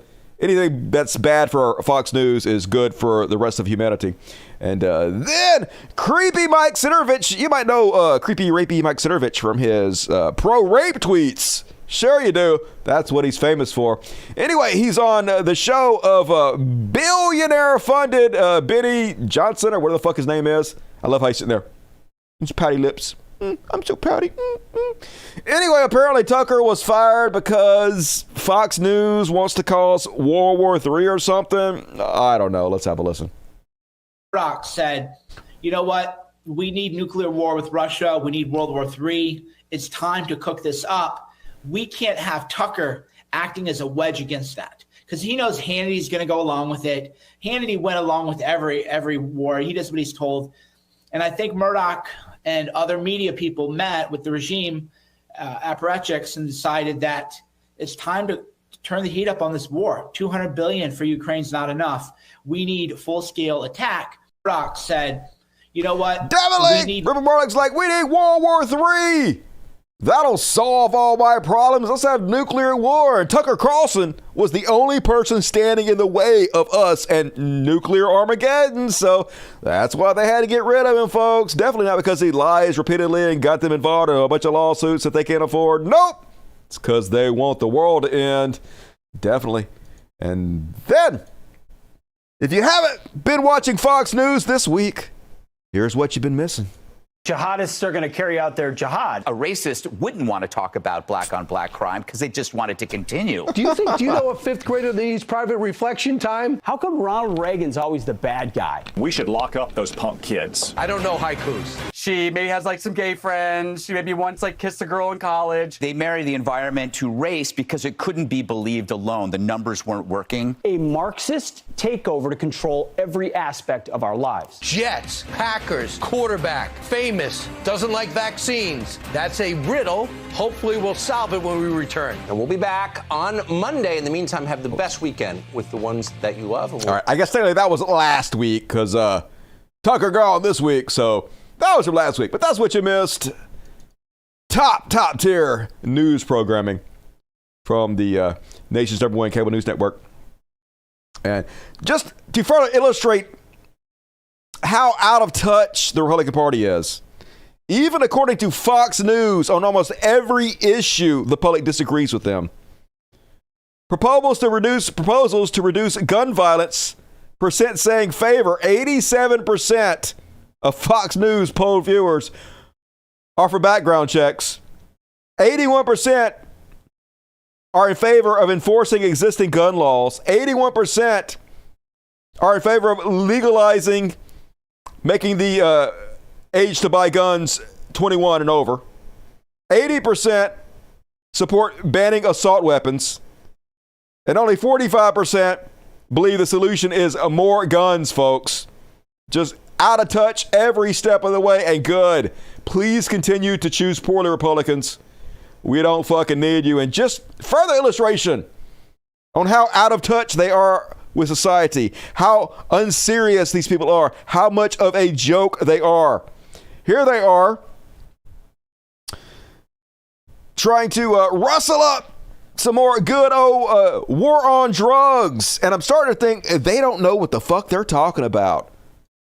It says it can have, any person can have 8 plants at home. Good. Now, I've seen some of the videos of DEA raids. Some of these plants are 8 and 10 feet tall. That's awesome. You can have 8 of them. It's a plant, you can have a motherfucker. privacy fence made of these products. That's freedom. In your backyard. Right? That's a good thing. 2 ounces. Just 2 ounces is equivalent to 3 joints. All right, flag on the plate, motherfucker. Tell me you never smoke weed without telling me you never smoke weed. 2 ounces is enough for 3 joints? How big are these joints? Maybe this guy is the opposite of what I think. Maybe he's a super smoker, like Cheech and Chong. He got like the biggest fucking joint you ever seen. You rolling wrong, motherfucker. But anyway, I want to party with this dude. If he's using 2 ounces of weed per 3 joints, dude, he's hardcore. I'm on your side, dude. You won me over. You won me over. And then, on the Chud Watch, getting creepy as fuck, folks. This week, they're releasing AI-generated ads. And here's how shameless they are. So they've created these AI ads to make the world look like it's ended. Like we live in this dystopia where society is collapsing all around us. Of course, it's not. So they have to artificially create these things using AI and then pretend like it's happening in order to scare old people to get votes. Watch how creepy this shit is. And what can now call the 2024 presidential race for Joe Biden. This morning, an emboldened China invades Taiwan. Financial markets are in free fall as 500 regional banks have shuttered their doors. Border agents were overrun by a surge of 80,000 illegals yesterday evening. Officials closed the city of San Francisco this morning, citing the escalating crime and fentanyl crisis. Who's in charge here? It feels like the train is coming off the tracks. Yeah, all these things that aren't actually happening, we're going to pretend like they're happening in order to scare you. It's all collapsing, folks. Just crazy as shit. But at least we have AI to give us a little bit of joy. Let's go the opposite direction with it, folks. AI creating something beautiful and funny. What if all the conservative politicians were actually drag queens who were fabulous? What would that be like? Let's all imagine together, shall we? Let's make America glam again. I'm the elephant in the room, and I'm not afraid to sparkle. They call it trickle-down fabulousness. I believe in limited government, but unlimited glamour. Ron DeSantis. Don't tread on me unless you're wearing fabulous heels. GOP stands for glamour on point. I'm a fiscal conservative, but I'll never skimp on style. I'm here to cut taxes and sashay away. Stars, stripes, and stilettos. Now that's what I call liberty. I'm here to filibuster with flair, Queen. In God we trust, and in glam we must. Let's make America. God we trust, in glam we must. Hell yeah. Loving the AI videos. Gonna be a beautiful, beautiful future.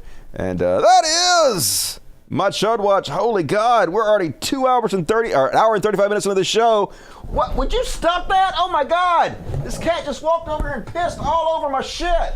Why did you do that, you fucking asshole? God damn it! It's a fucking boy cat doing that. Walked over here and pissed all over my goddamn VR headset. I am good to you, motherfucker. I treat you well. I feed you. I'm nice. This is the goddamn thanks I get? Pissing all over my speakers? I don't want that for me. No, thank you. No, thank you. Just fucking asshole. God damn it. Anyway. It was fucking half stash. Walked over and just took a giant fucking piss right on my goddamn headset, my speaker. Hard up to the show, goddammit. Fuck.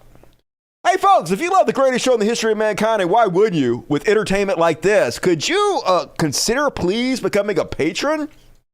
There's a link in the description of this video, and you get, like, there's bonuses for it. You get all kinds of exclusive content, which you really don't want to miss. After this show, we're going to do the after party with Dusty Smith. We're going to cover all the stuff that we didn't get to on the show. Lots and lots of content.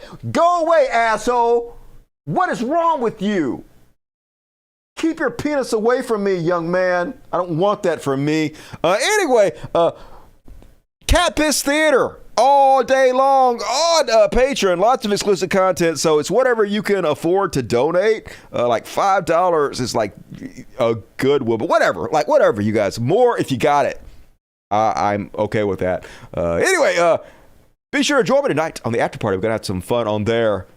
Probably going to be some more cats pissing. So you're not going to want to miss that. Absolutely. And all right, you're a superhero, Dusty, says Crash. Hey, thank you, man. You are for supporting the show. Keep it lover, Dusty. I'm in another stream, so I'll try and be there at some point. If not, what the fuck stream are you in, Cupid Lover? What could be better than this? God damn it. Bathtub Static, $20. Hey, thank you, Bathtub Static. Very generous. Good to see you tonight.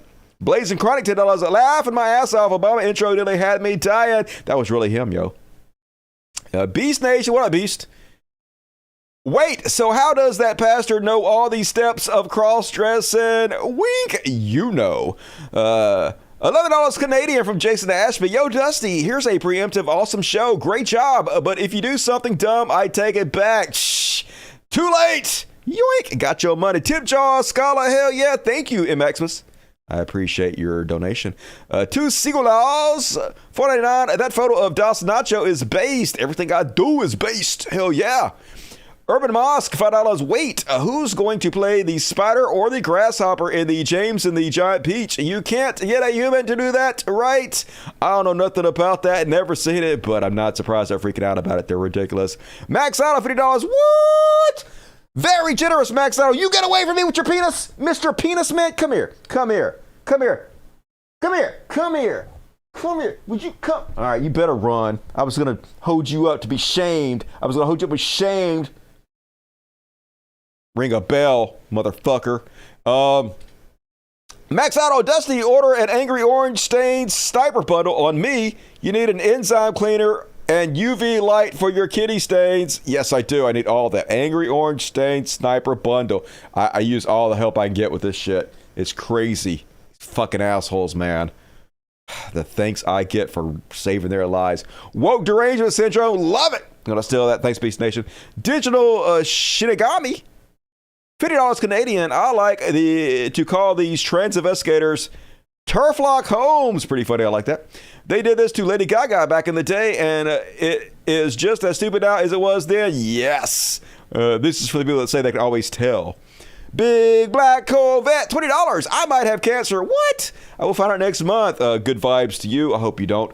I'm a little shocked about it, I have to admit. Anyway, here's some kitty cash. Well, don't worry about it. Don't get yourself all in a tizzy until you know for sure, because that stress will only make cancer more likely. So, positive thoughts, but keep us posted, Big Black Corvette. Love you.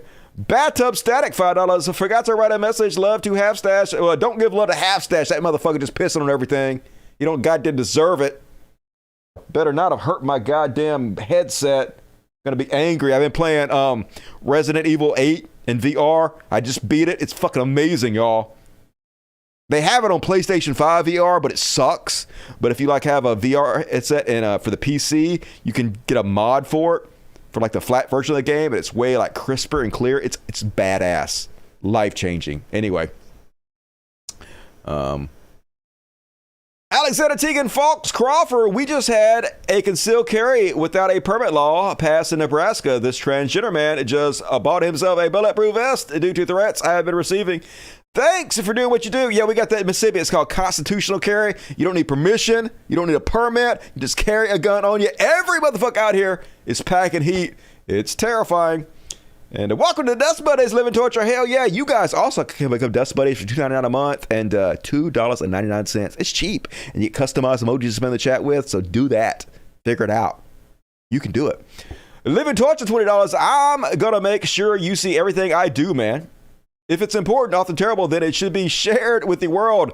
Did you see that Mustache Man was right bit? I don't know what you're talking about, but Twitter it to me.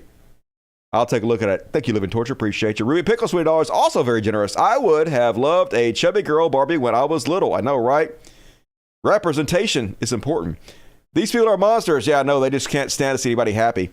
And $20 for Blood Moon, number one. You're number one, Blood Moon. I appreciate you. $3 for a Beetlejuice coat. All right. Sounds like a deal. $10 from Living Torture. Crowder is such a chuckle fuck. Yeah, but he rich. $50 million. It's a garbage planet. What the fuck with the gloves? I don't know. I guess he wanted her to do some yard work or some shit while she's 8 months pregnant, because why would he want that? Urban Musk. $5. I would love to see Crowder's ex-wife find happiness. A person of any minority marginalized group, just not Pete Davidson. True story. I'm sure he would freak out about that. Need to find her a good woman to settle down with. For a cat who should stop doing that, that's fucking Pretty Boy. He pissed on my TV and then he came over and pissed again. Like it wasn't enough for him to piss on my TV. He came over and pissed on my other shit. Assholes. And Yarb gifted 10 subs. Socialism on the world's greatest show. Thank you, Yarb. Appreciate you. Yeah, hero. Gary Rogers, $10. Keep fighting the good fight, Dusty. I know it's not much, but I just want to provide a little help to keep doing what you do. Thanks for the entertainment. Hey, thank you. It all adds up, and you guys are heroes. I appreciate you.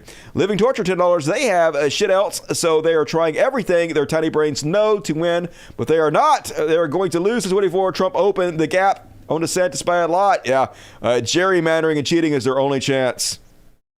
Hopefully, it's not going to pay off for them. Floyd Fluff and Stuff, $5. Ron Ron DeSantis, yes, I love that. It's catching on. Why is Goofy Mickey's friend, but Pluto's his pet? I don't know.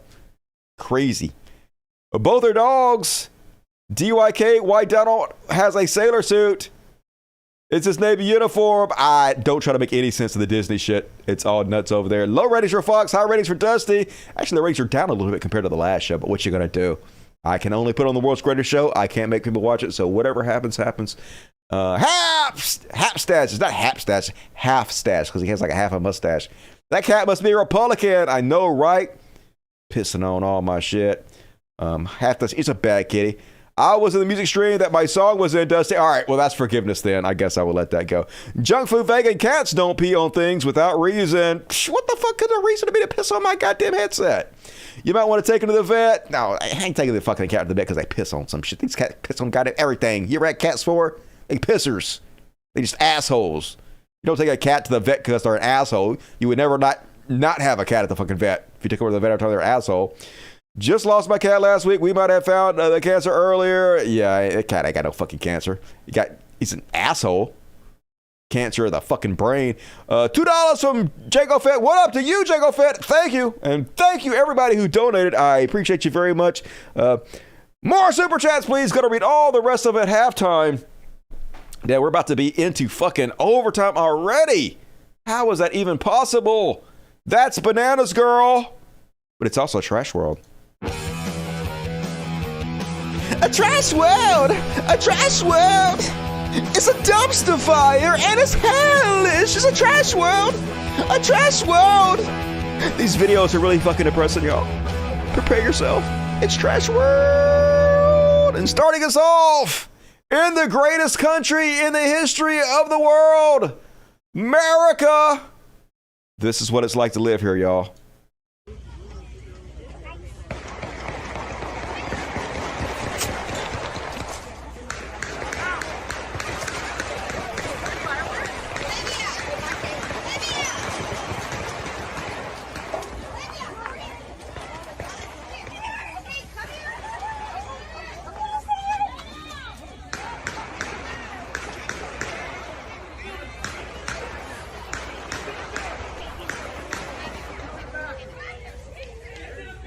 Yeah, we live in a war zone. There's no war going on, but it's a war zone.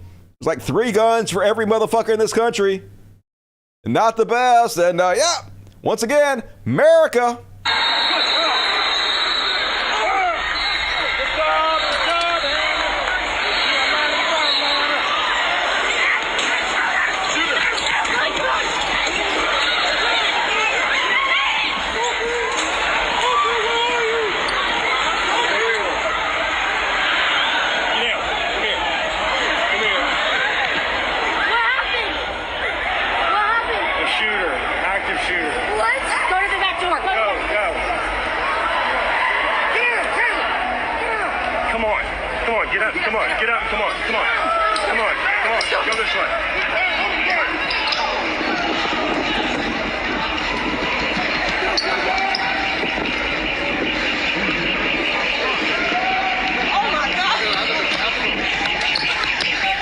Just mass hysteria, fear, and panic everywhere in this country.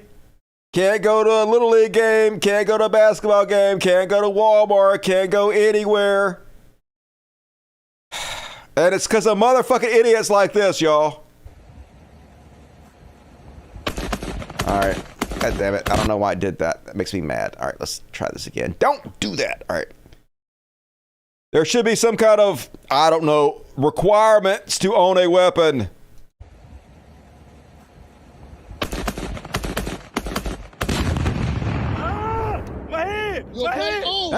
Oh, yeah. Oh, fuck. Yeah. Fuck. Yeah. Mistakes are made, tough guy. Okay. Oh, my God. Come on. Come on. Yeah. Oh, my God. Yeah. Maybe you shouldn't fucking do that shit, dummy. You think?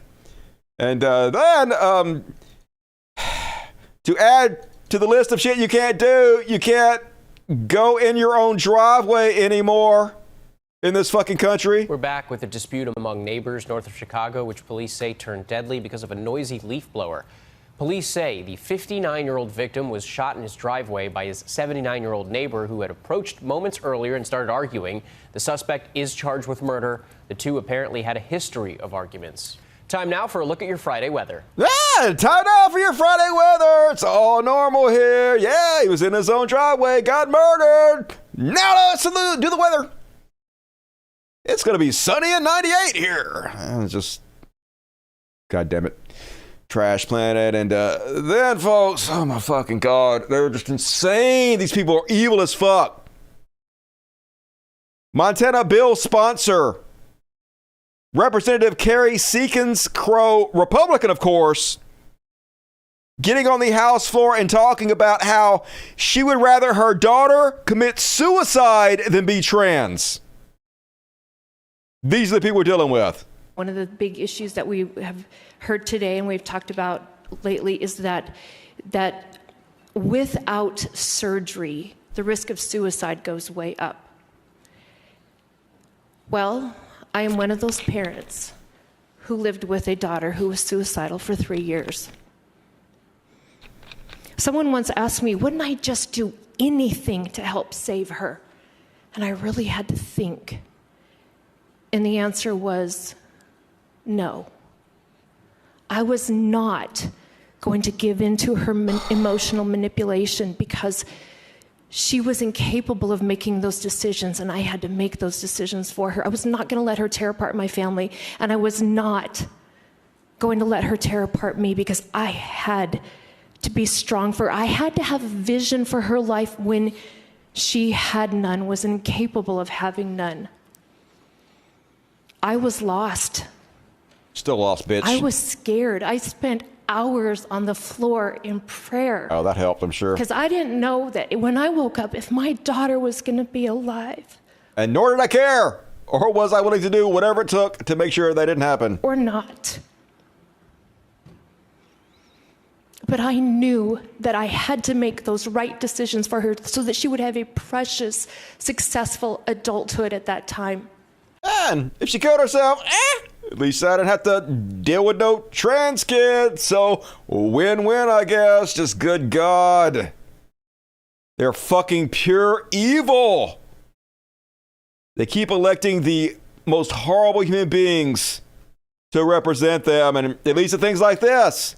Dwayne Wade, who played 15 seasons in Miami and delivered 3 championships to South Florida, has said he's going to leave Florida because his family would not be accepted there.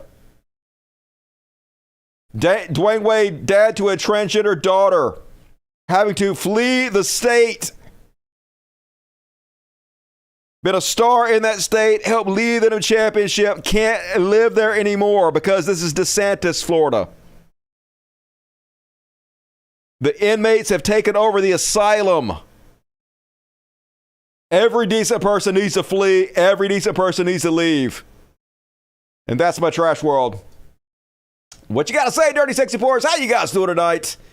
Are we enjoying the show? I know it's depressing, but got it covered. Got to talk about it. Somebody got to. Yes, more people should quit Florida. Absolutely. Nobody should live there. These are the people running things. Yes, this is why we are fucking doomed as a society. Asteroid 2024, and now let's make ourselves feel a little bit better. It's time for Heroes.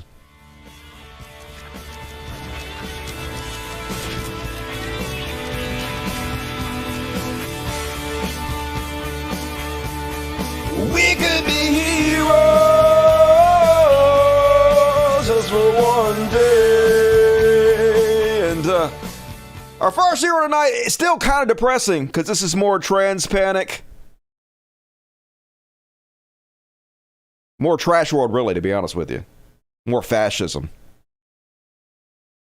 But we have the first generation that basically are social media influencers, and they're using their platforms to call out how horrible the system is. Case in point, the Montana transgender legislator. Question on Reddit. What's up with Montana's banning a trans legislator? And this person had a really good post explaining the whole thing. So if you were wondering what's up with it, this explains it pretty succinctly. Answer, as best as I can tell from reading a bunch of articles on this matter, there were two controversial events leading up to the ban.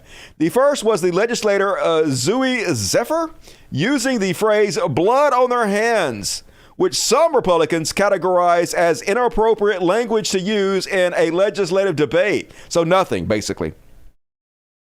They're banning this transgender legislature from their House floor because she's daring to speak out about their horrific anti-trans bills, their dehumanization of trans people. They don't want that, so they're trying to silence her, take away all her assignments, remove her from the floor, which they have done. And they're using nothing really. I thought that they might have, like, I knew I wasn't going to agree with them, but I thought there might be, something that she was doing where they could use as a decent excuse for why they were trying to silence her or remove her. Some kind of, distraction that she was causing. But really, she did nothing. This is all bullshit. They're pulling stuff from their ass to try to make up an excuse to silence her because they don't want her voice heard. Because why would you want your only transgender legislature to speak up when you're actually passing bills to oppress, to demonize, to take healthcare away from transgender people? The one person that should be speaking up about it, the one person whose constituents put her in power so she could speak up about it, of course they're going to silence her. So they're going to say, oh my God, she said the words blood on your hands, which they do have. Can't have that. That's a step too far, which is complete fucking bullshit. The other thing she did, which is nothing. Other protesters came in the house. It wasn't her. She didn't do it. They came in the house and basically chanted, let her speak, let her speak. All she did was do this. And that was the excuse they gave to boot her and to silence her voice. Here's the excuse they use. Here's the incredibly evil thing she did to get booted, folks.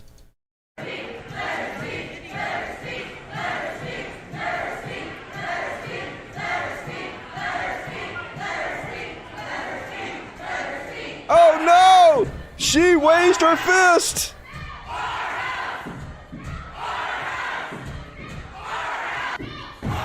Like, she's literally not doing it. It's protesters. So they're holding her responsible for what protesters did. She raised her fist. I guess that's encouraging them. So they barred her from the floor.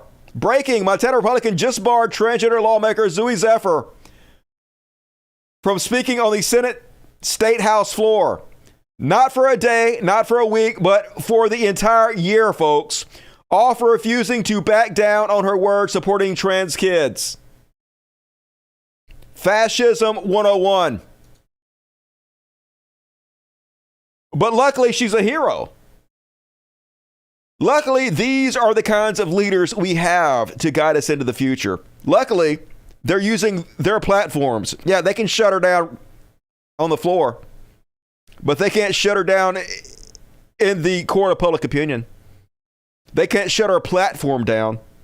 And she is using that platform to point out how evil they are, how fascist they are, and how anti-free speech they are. Here she is on CNN pointing out the hypocrisy that they all are showing her. Now, you called out some of your colleagues in the Montana Freedom Caucus. At least twice last week, Representative, they referred to you with masculine pronouns. They said, you said it was disheartening to see them stoop so low as to misgender you. But it happened again today. That group came out and they said, in part, and I quote them, Representative, it's unfortunate that Representative Zephyr had neither the maturity nor the humility to take responsibility for his actions and simply apologize. Scum. Can I just ask you on a human level, I know you become accustomed to some of this treatment and when they do this, but when this happened today, how does that even make you feel? How do you handle that? First, I want to say that it's important to note the hypocrisy of a group calling for humility and decorum while misgendering, but it's the same group that advocates for limited government while at the same time using government to take away the healthcare, life-saving healthcare to people in my community. And on a personal level, I don't get distracted by that. I come here to represent my constituents, and so I will show up every day on their behalf. And she has been representing herself very well, showing the dichotomy, showing the difference between the two sides.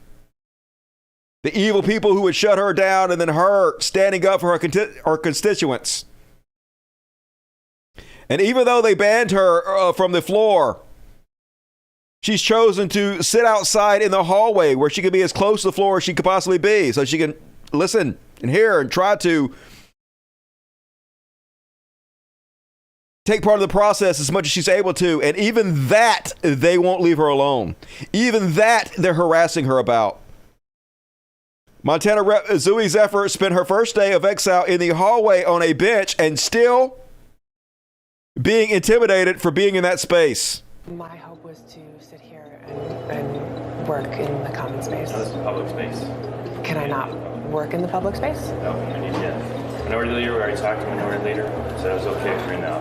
Okay, I would like to just clarify because my understanding is I'm allowed here. Yeah, she parked on a bench in the hallway outside the State House chambers Thursday.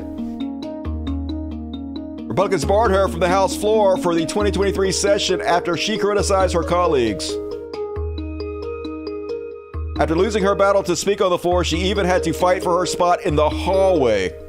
I said I want to be as close as I can to the people's house. I was barred from there, but if I'm not barred from here, I want to be here because I want to be as close as I can be.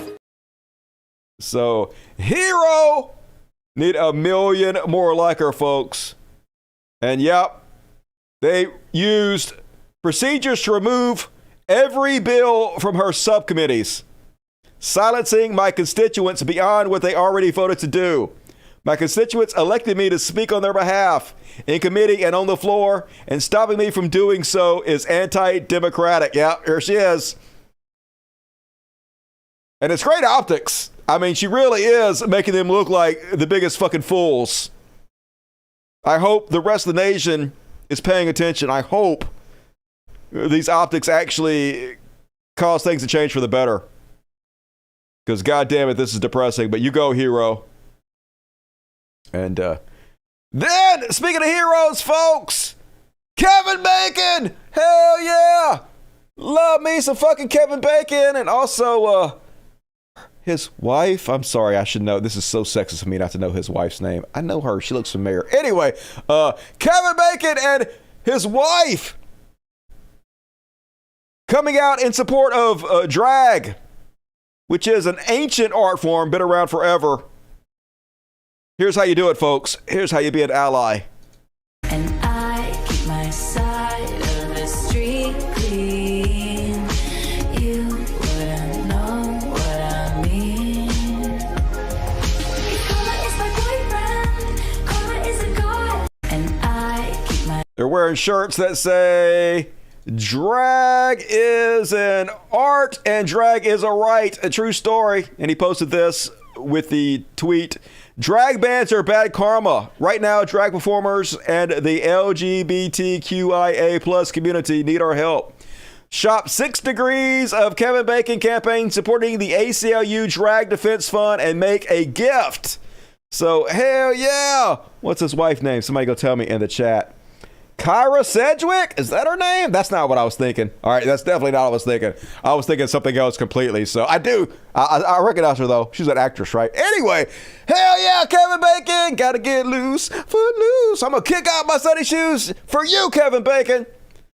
Still, 6 Degrees of sexy as shit. Thank you, Kevin Bacon. And all right, I'm gonna skip that one. Let's see what this one is. Oh, I'll cover this real quick. This happened like week 4 last. This is all over the Lefty Influencers podcast. I didn't really cover it. Anyway, this Chad, I guess they're calling him, stood up and gave a question to Matt Walsh, which made him look like a pathetic weenie, beta, cuck, if you're using their language. Anyway, basically, he was like, hey, I cannot live outside of reality. I love science so much, and that's why I cannot respect transgender people's pronouns, because that would be a lie. To which the Chad basically says, but you're a Christian. You believe in all kinds of ridiculous, unscientific shit that you don't have any evidence to back up. And then he was like, next question, cowering down. Watch Matt Walsh get owned. There's so many stories of people who have been changed by, by God. They've seen the light of God. And so you sort of turn a blind eye to science, right? We're going to need science because it's for our benefit. We're gonna let someone else ask a few questions. Sounds like they're kind of scared of the answer. And then the ass kissers in the audience obviously clapping. Yeah, don't answer his question. Just ignore him and slink on to the next person. Pretend like he didn't even say anything. Yeah, clapping for that. God damn it. You guys are so fucking pathetic. Yeah. Loser. Beta. That's Matt Walsh for you. Cowardly custard. Can't cut the mustard. Run away from the Chad. And then one more on, no, it's two more. Two more on the heroes list. So the last show, somebody told me about High Ren, who was a musician, has a song called High Ren. And somebody been spamming it on my YouTube channel, like repeatedly on all the comments. High Ren, go listen to this song. And so they mentioned High Ren on the last show, and I'm afraid I was kind of rude because I thought they were just trying to advertise the song again. And I was like, you guys have advertised the song so much. Like, literally, the song that High Ren is singing has turned people into cult members of this guy, it seems like, where they just advertise. They're so in love with him, they advertise this song everywhere, which is cool. It's a good song. I'm not shitting on the song. It's fine. But anyway, they weren't trying to advertise the song. They were trying to tell me this video where CNN attacked him and attacked his song very foolishly. They're just trying to create moral outrage, pull it out of their ass. And he basically calls them out for it and speaks beautifully on this issue. And I'm sorry I did not understand what you were doing last week, but they sent me this video and it is hero shit. So here is a High Ren taking on CNN. So a fucking incredible thing happened. CNN used my video to show that TikTok is poisoning the minds of children all over the world. You gotta kill you if you want to kill me. We have a sort of like veiled reference to suicide in here. But before I get into that, there's just some amazing things about this video that I wanted to share with you. CNN created this TikTok profile with the help of a 14-year-old and their parents before taking control of it. Why? Why did he need the help of a 14-year-old and their parent to set up a TikTok account? I mean, you could just set up a TikTok account, CNN, and then put your age as 14. It would have been a fucking lot easier. The Indiana AG alleges that teenagers can type partial search terms, and the app will autocomplete with suggestions. Yeah, like any good search engine that has ever been invented, ever. Like, I don't know why they're saying this with sinister conspiracy undertones. It seems to be sort of giving you a guide for how to develop an eating disorder, how to restrict your eating. That's just pictures of food. A lot of parents are sitting there going, hold on a sec, I thought TikTok was about dance crazes. First of all, they're not thinking that. Second of all, wait for the head turn. Parents are sitting there going, hold on a sec. We have another depression-related video. Again, in the comments you have, I can relate to this and I'm only in middle school. I can relate to this and I'm in high school. Okay, we've got hashtag suicide, hashtag don't kill yourself. Explaining my depression to my mother, a conversation. CNN flagged more than a dozen videos we came across during our experiment to TikTok. It removed 3 of them for violating its community guidelines. If you watch that whole CNN video, the sentiment is teenagers who are getting themselves TikTok accounts are then exposed to people talking about things like suicide, eating disorders, mental health problems and things like that. The ironic thing is it looked to me like all the videos that they chose were actually resources for people trying to support people who are having suicidal thoughts or eating disorders or mental health problems. And CNN had taken all of those and gone, TikTok is making our kids want to kill themselves. It's like, all the videos have used of people who want to help that. So it's, yeah, I understand, right, that by being exposed to a lot of that sort of stuff, maybe somebody can start romanticizing it, okay? I do understand that. But I feel like CNN are just criticizing it to criticize it. They're offering no real solutions to that. And they're not acknowledging the benefits of young people being able to share and express themselves and talk to each other and relate to each other when they might feel scared to do that in like a school environment or a public setting. But CNN don't seem to be offering any solutions other than total censorship. You know, like, if we just sweep that under the rug, we don't have to think about it, so it doesn't exist. Of course it still exists. You just haven't given people the resource to be able to share it. Yeah, CNN is now run by a Trump supporter, and they don't want the competition from TikTok. Conservatives hate TikTok because the kids are getting so much of their information from TikTok these days, and it's being used to push progressive ideology. So they want to have it completely banned and censored. Of course they do. About it. And look, you're trying to bubble wrap all the people who have never experienced trauma to the detriment of the people who have. And my song in that bit of great reporting was also taken out of context. It's a song about accepting your inner critical thought so that you can live a more peaceful and happy life. My thing is, if you're going to criticize something, at least follow it up with something with a little bit of substance or a solution, rather than just moaning about it. And also consider the fact that if these topics are trending and being fed to people within search algorithms, it might not be causative, it might be reactionary, because we're living in an epidemic of insecurity that's caused not just by the fact that we're constantly under a microscope 24/7 in social media, but also things like over-sensationalization in the news, channels like CNN. And really, we all need to take responsibility to lift each other up, because that's the way that we're going to heal. Thank you. Well said, Red. I appreciate your message, and thank you for the person that sent me that. I apologize if I was rude about it last week. And one more on the heroes list. John Cryer, dude who was on 2.5 Men, giving Trump supporters the business. John Cryer says, "Hi, Trump voters. The Trump campaign hired 2 companies to investigate voter fraud. Both said the election was not stolen. Trump knew, but he lied to you about it over and over again, but you'll still vote for him because you're in a cult." Yep, a second firm hired by Trump campaign found no evidence of election fraud, but literally not a single Trump supporter gives a shit. Trump literally on trial now for rape. Crickets, they don't care. But the interesting thing about this is that Elon Musk's new Twitter algorithm puts the chuds that have paid him $8 a month for Twitter Blue at the top of every post now. Horrible for the future of Twitter. Twitter is going to be dead. Like Blue Sky just started. We're going to talk about that a little bit. That's Jack's new site that's going to compete against Twitter. People are going to be flooding away from Twitter as soon as Blue Sky opens up to the general public. But the reason is Elon has killed the site. The top of every post now are just conservatives. Here's the top of John Cryer's post. Cat turd. Washington Post? Question mark. Laugh. Not gonna lie. The cult is thanks for the update. All right. Anyone that has pronouns in bio, I always thought the tweet was what the tweet was. Keep crying, Cryer. So most of it, almost all of them, they're all blue check marks, but most of them are just people shitting on him for telling the truth, Trump supporters.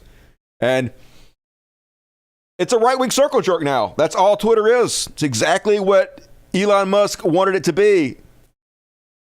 On one hand, telling us, I want it to be completely impartial, unbiased, even. It's 100% the opposite of that, because of course it is, exactly as the richest man in the world wants it to be. And that is my heroes list, hell yeah. And who loves overtime? Everybody does. You gotta love overtime. So reward me for overtime, everybody. We're already 12 minutes into overtime. Hell yeah, we're gonna do one more section and then we're gonna go to the after party. I'll cover all the rest of it on Monday. It'll be here before you know it. Is cunt a bad word? I did know this. Yes, cunt is considered a bad word. Bro, Twitter is like a live leak now. Yes, he turned it into the new MySpace. It is dying incredibly rapidly, and it's a beautiful thing. I'd love to see it. All right. What section you guys want me to finish the show out with? Should I do the Elon Musk section? That would dovetail nicely into the last hero clip I played. Or would you guys rather hear Beyond Parody tonight? I could do Beyond Parody followed by Slow News Week. Would you guys like that, or do you want to hear Elon? Which is it? Vote! Vote now, Beyond Parody or Elon. Either way, we're going to do whatever one I don't cover. We're going to cover the other one in the overtime, in the after party. So, all right, I see Beyond Parody. I see Beyond Parody. We get a second vote. Oh, got a second vote for Spanky Weasel. That's 2 for Spanky Weasel. Spanky Weasel doing all the voting. No Elon. No, somebody said Elon. Elon. That's 2 for Elon. 2 for Beyond Parody. Beyond Parody. Beyond Parody. Do Elon. Do Elon. All right. That's about even. Oh, my God. All right, I'm going to do the Elon. Sorry. I guess I'm going to do the Elon. All right, Beyond Parody. God damn it, you motherfuckers. You're making it too hard. Beyond Elon. I can't. We're not doing a poll. All right, we're going to do the Beyond Parody. I'm going to cover the Elon in the after party. So be sure to join me on the after party if you're not already in the after party. It's only like $1. I mean, you can donate more, and you should. But if you only have $1 a month, that's all you have to donate. And you get the after parties. You get them all. You get all the shit. Why are you not on there? Why? Answer me. Anyway.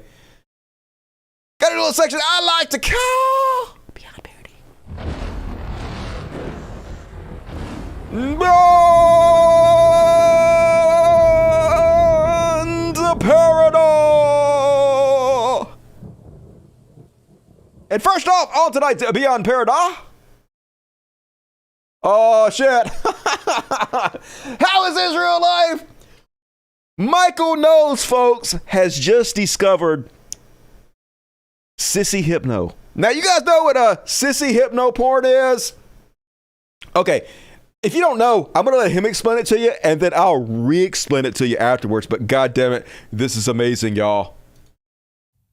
Sweet Baby Kazoo says, I hope the guest is Genevieve. Well, today's your lucky day, Sweet Baby Kazoo. My guest is, in fact, Genevieve Gluck, women's rights campaigner, founder of Redux.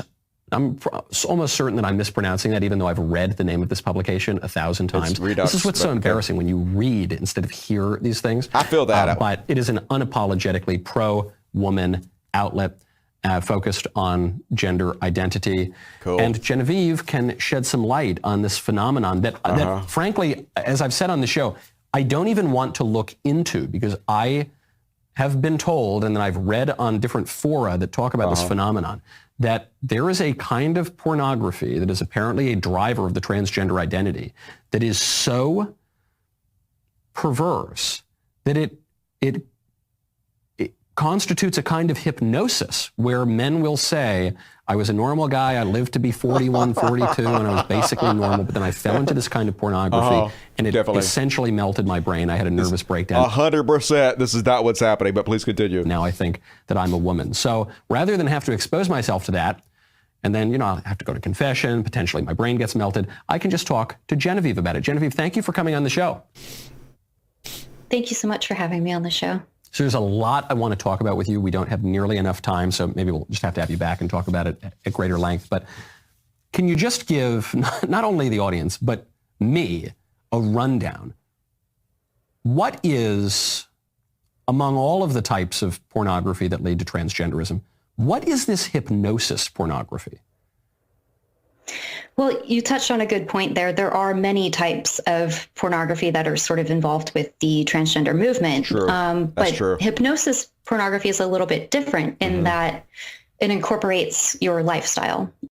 Just hilarious, folks. No, so obviously, I am very familiar with sissy hypno porn. Obviously, so basically what sissy hypno porn is, there's a lot of different types, but it's like, usually it's about black dicks. For some reason, the whole sissy hypno thing generally is around fetishizing black people, which is a big part of not only transgender porn, but 4chan porn, which is where a lot of this exists on. And I no doubt his report is because this is a popular category on 4chan.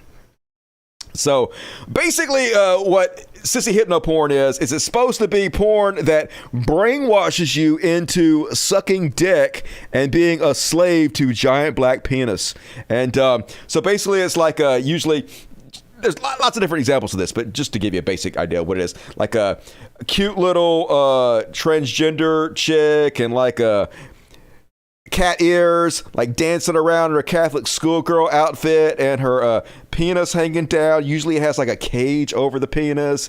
And then she's like, and then next to her, big black dicks pop up. And then text message like, you were born to suck black dick. You were born to service black men. You will lick those balls. And then the transgender goes, and usually then on the side panels, there's like black dudes like pounding transgender women over and over again. And obviously it does not make you a transgender in any way or gay in any way.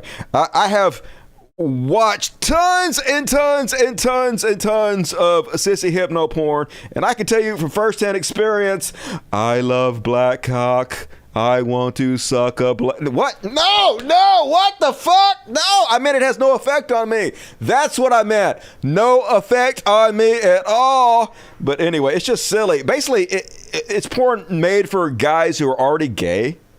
Made for guys who really want to suck dick, but they want an excuse to suck dick. So they're like, hey, can you put a hypno video up there that brainwashes me into sucking dick? But it ain't brainwashed them to suck dick. They just wanted to suck dick to begin with. The video didn't make them suck dick. They wanted to suck dick first, and they sought the video out because it turned them on the thought of being brainwashed into sucking a dick. They just need an excuse to suck a dick. But the video ain't making you do it. If you want to suck a dick, just suck a dick. That's all I'm saying, folks. That's all I'm saying. Anyway, what? Moving right along on Beyond Parody. Folks, I cannot stress this enough. This is real. This is not a parody, folks. So apparently, Chris Ray Gun. No, this is not Chris Ray Gun. Apparently, Chris Ray Gun impersonator. I'm assuming this guy's gay. I don't care. It doesn't matter. I think he probably watched too much sissy hypno porn. But anyway, wrote a song about the transurrection. I watched this, so now you have to. Also, I apologize. You better hide your kids, hide your wife. The transurrection is coming tonight. And when it's here, fear for your life. Next time, try to get their pronouns right. They cuss and curse 'cause they're offended. There's nothing worse than being misgendered. And when they are, you better run far. You know we are all God's children. We're born complete and whole. Don't close your heart, believe God willing. Okay, that's enough of that. I know one thing for goddamn sure. If I come back in another life, the first thing I'm doing is bullying theater kids. Hell to the no, theater kids. Enough is enough. Do not abide. And then, you know what's coming, folks? Now they're claiming Fox News is run by the libs. Because of course it is. Newsmax, Fox News is run by libs. Totally. Aren't all the people running Fox News libs, y'all? All day long, 24/7 with their liberal bullshit. Can't get enough of those libs running Fox News. Just beyond fucking parody, motherfuckers. And then I'm going to save this one for the after party because it's a long video where they interview a QAnon guy and he talks for like 5 minutes and it's just the most beautiful, insane, delicious bullshit. But running out of time. So after party that shit, motherfuckers. And one more. I wish this were a skit, y'all, but it's not. Conservatives, the dumbest motherfuckers on the planet. They think America is the greatest country on earth, yet they cannot even name a single country, not even the United States. So they fuck these people up because they took the map and they turned it around. You know, it's usually where North America and South America are over here, and then Asia and Russia and Africa over here. So they just split it slightly different, and it scrambled the brains of the zombie conservatives. And they asked him, hey, can you just name one single country? Let's see how they did. Democrat? Republican. Republican. Can you name a country on this map? I believe that's Africa? Nope. Russia? Nope, that's China. Anything over here? All right, so basically Europe. Where's China. Europe?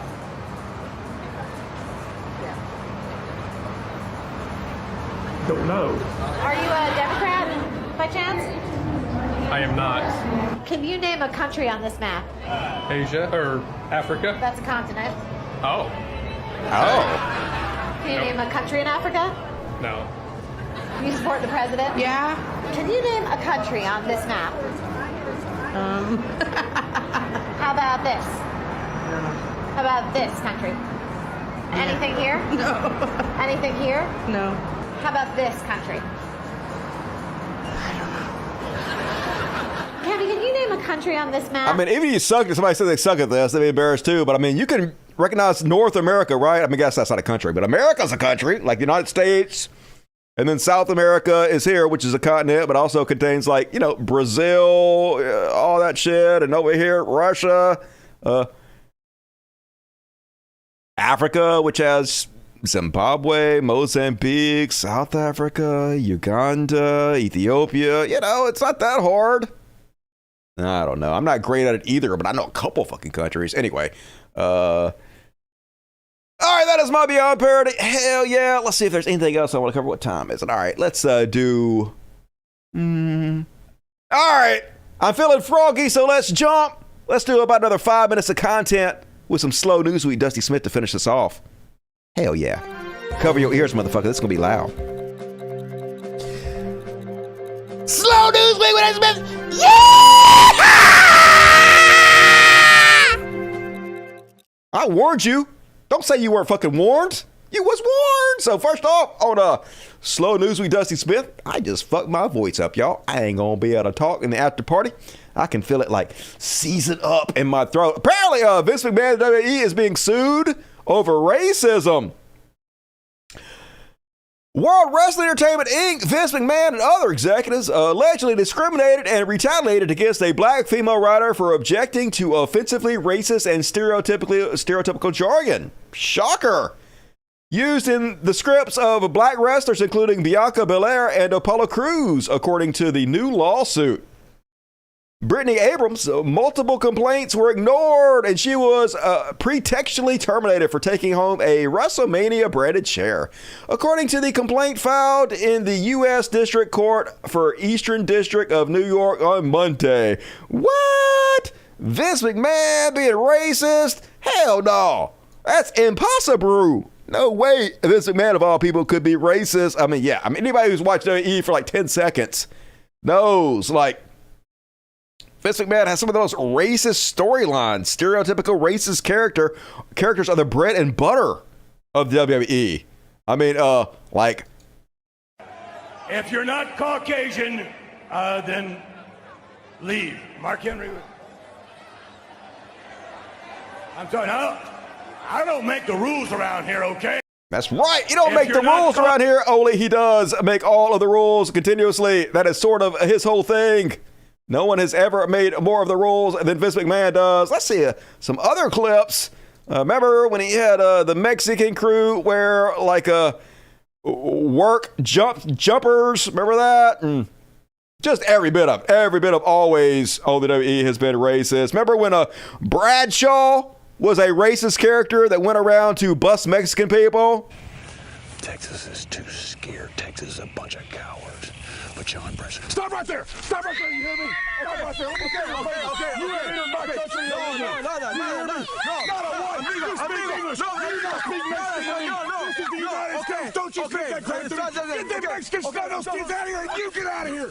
You go back to Mexico and you tell your Mexican friends, you tell your Mexican family that they better stay in Mexico. You tell everybody south of the border they better stay south of the border because this side of the border, John Bradshaw Layfield will be waiting.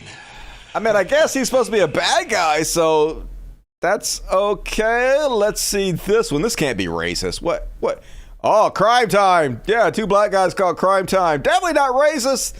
I mean, at least he's not going around saying the N-word or anything. What's up, boss? How you doing? Yeah. What's good in the hood? Just hold it down, trying to take care of business. Keep it up, I'm a nigga.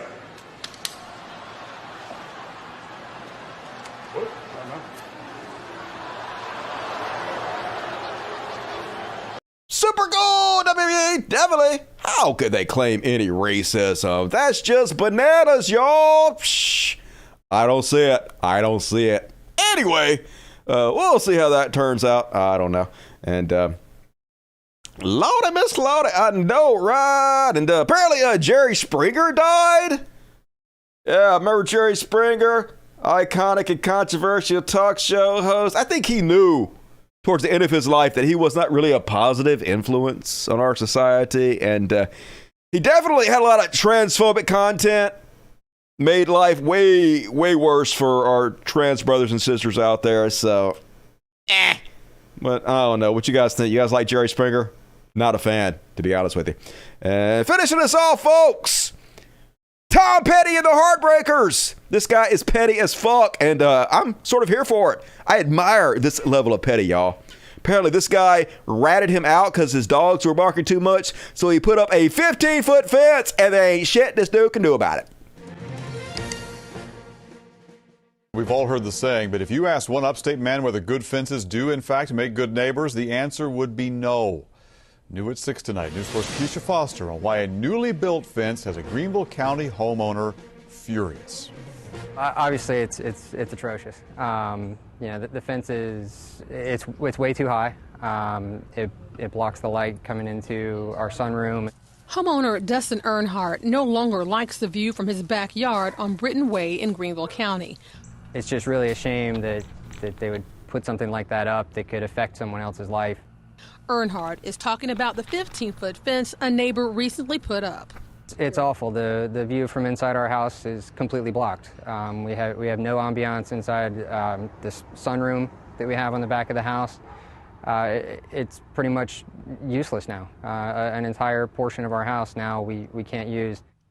Earnhardt and his wife moved to this home nearly a year ago. He says after living there for several months, they became frustrated with the neighbors' dogs continuously barking at night. And so myself, in conjunction with several of our other neighbors, called animal control. In August and in January, Earnhardt says he and some other neighbors sent letters of complaint to the Greenville County Animal Control.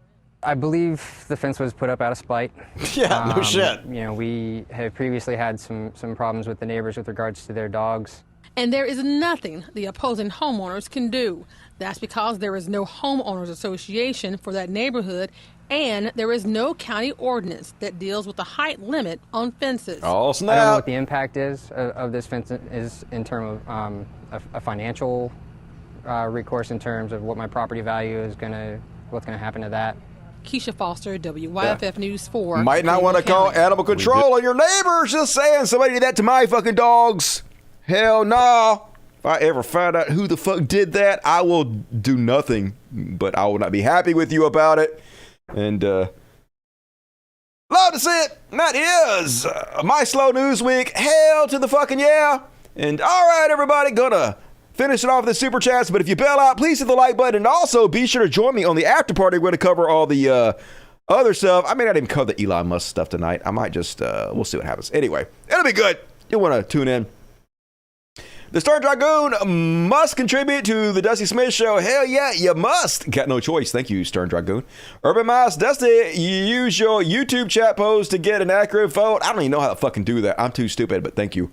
The Nazis' first book burning was at a trans clinic. Yes, I did read that. Very Nazi. History is rhyming for sure. Cuba lover Dusty, wait until all those other politicians lose their elections in Montana. I hope they get punished for it. We'll see what happens. Cuba lover, when a trans person is born, they are the same people they were when they were born and the same when they die. I mean, yeah. So they're transitioning, though. They're not. I mean, yeah, I know what you're saying. Internally, they're the same, yes. Fizzy Pop, Slippers, what up to you, Fizzy Pop? Dusty, the conservatives' days are numbered. I hope you're right. Got to have a second party for sure, a progressive party, hopefully coming soon to us. Lizzie Bennett, $5. It might sound bad, but that dude that nearly lost his eye playing tough guy, no sympathy, I found it funny. I know, right? He got off easy as far as I'm concerned. And, Trump should be the former president's new official name. I wish we never had to think about him again. I wish something would happen where, never mind, I can't say that out loud. What up, Django Fett? Anything else pop up?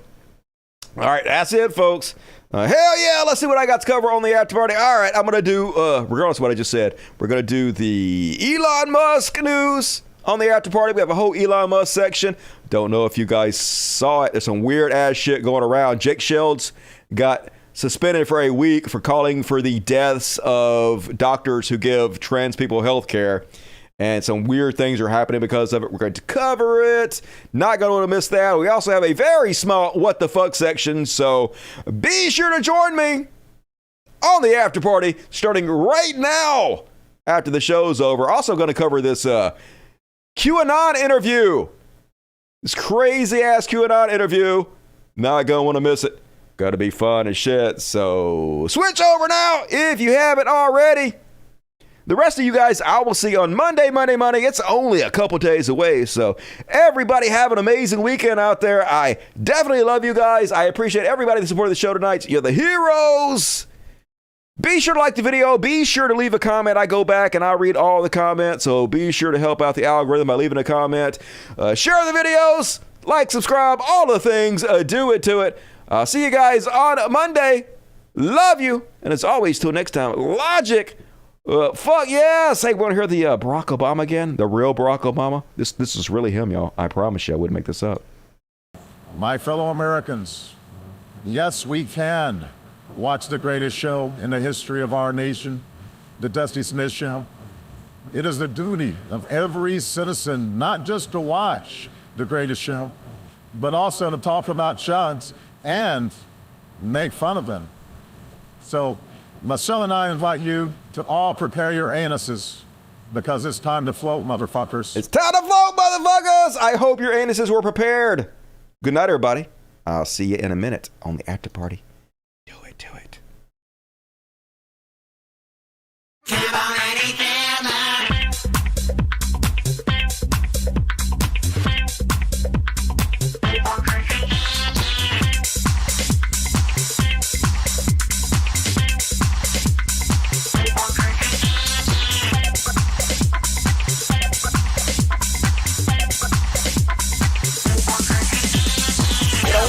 Feel it, California, rockin' to the beat just like a bad pony. Get on down and feel it, California, rockin' to the beat. Get on down and feel it, California, rockin' to the beat just like a bad pony. Get on down and feel it, California, bad ponies test grade. One better go and call himself Kilo.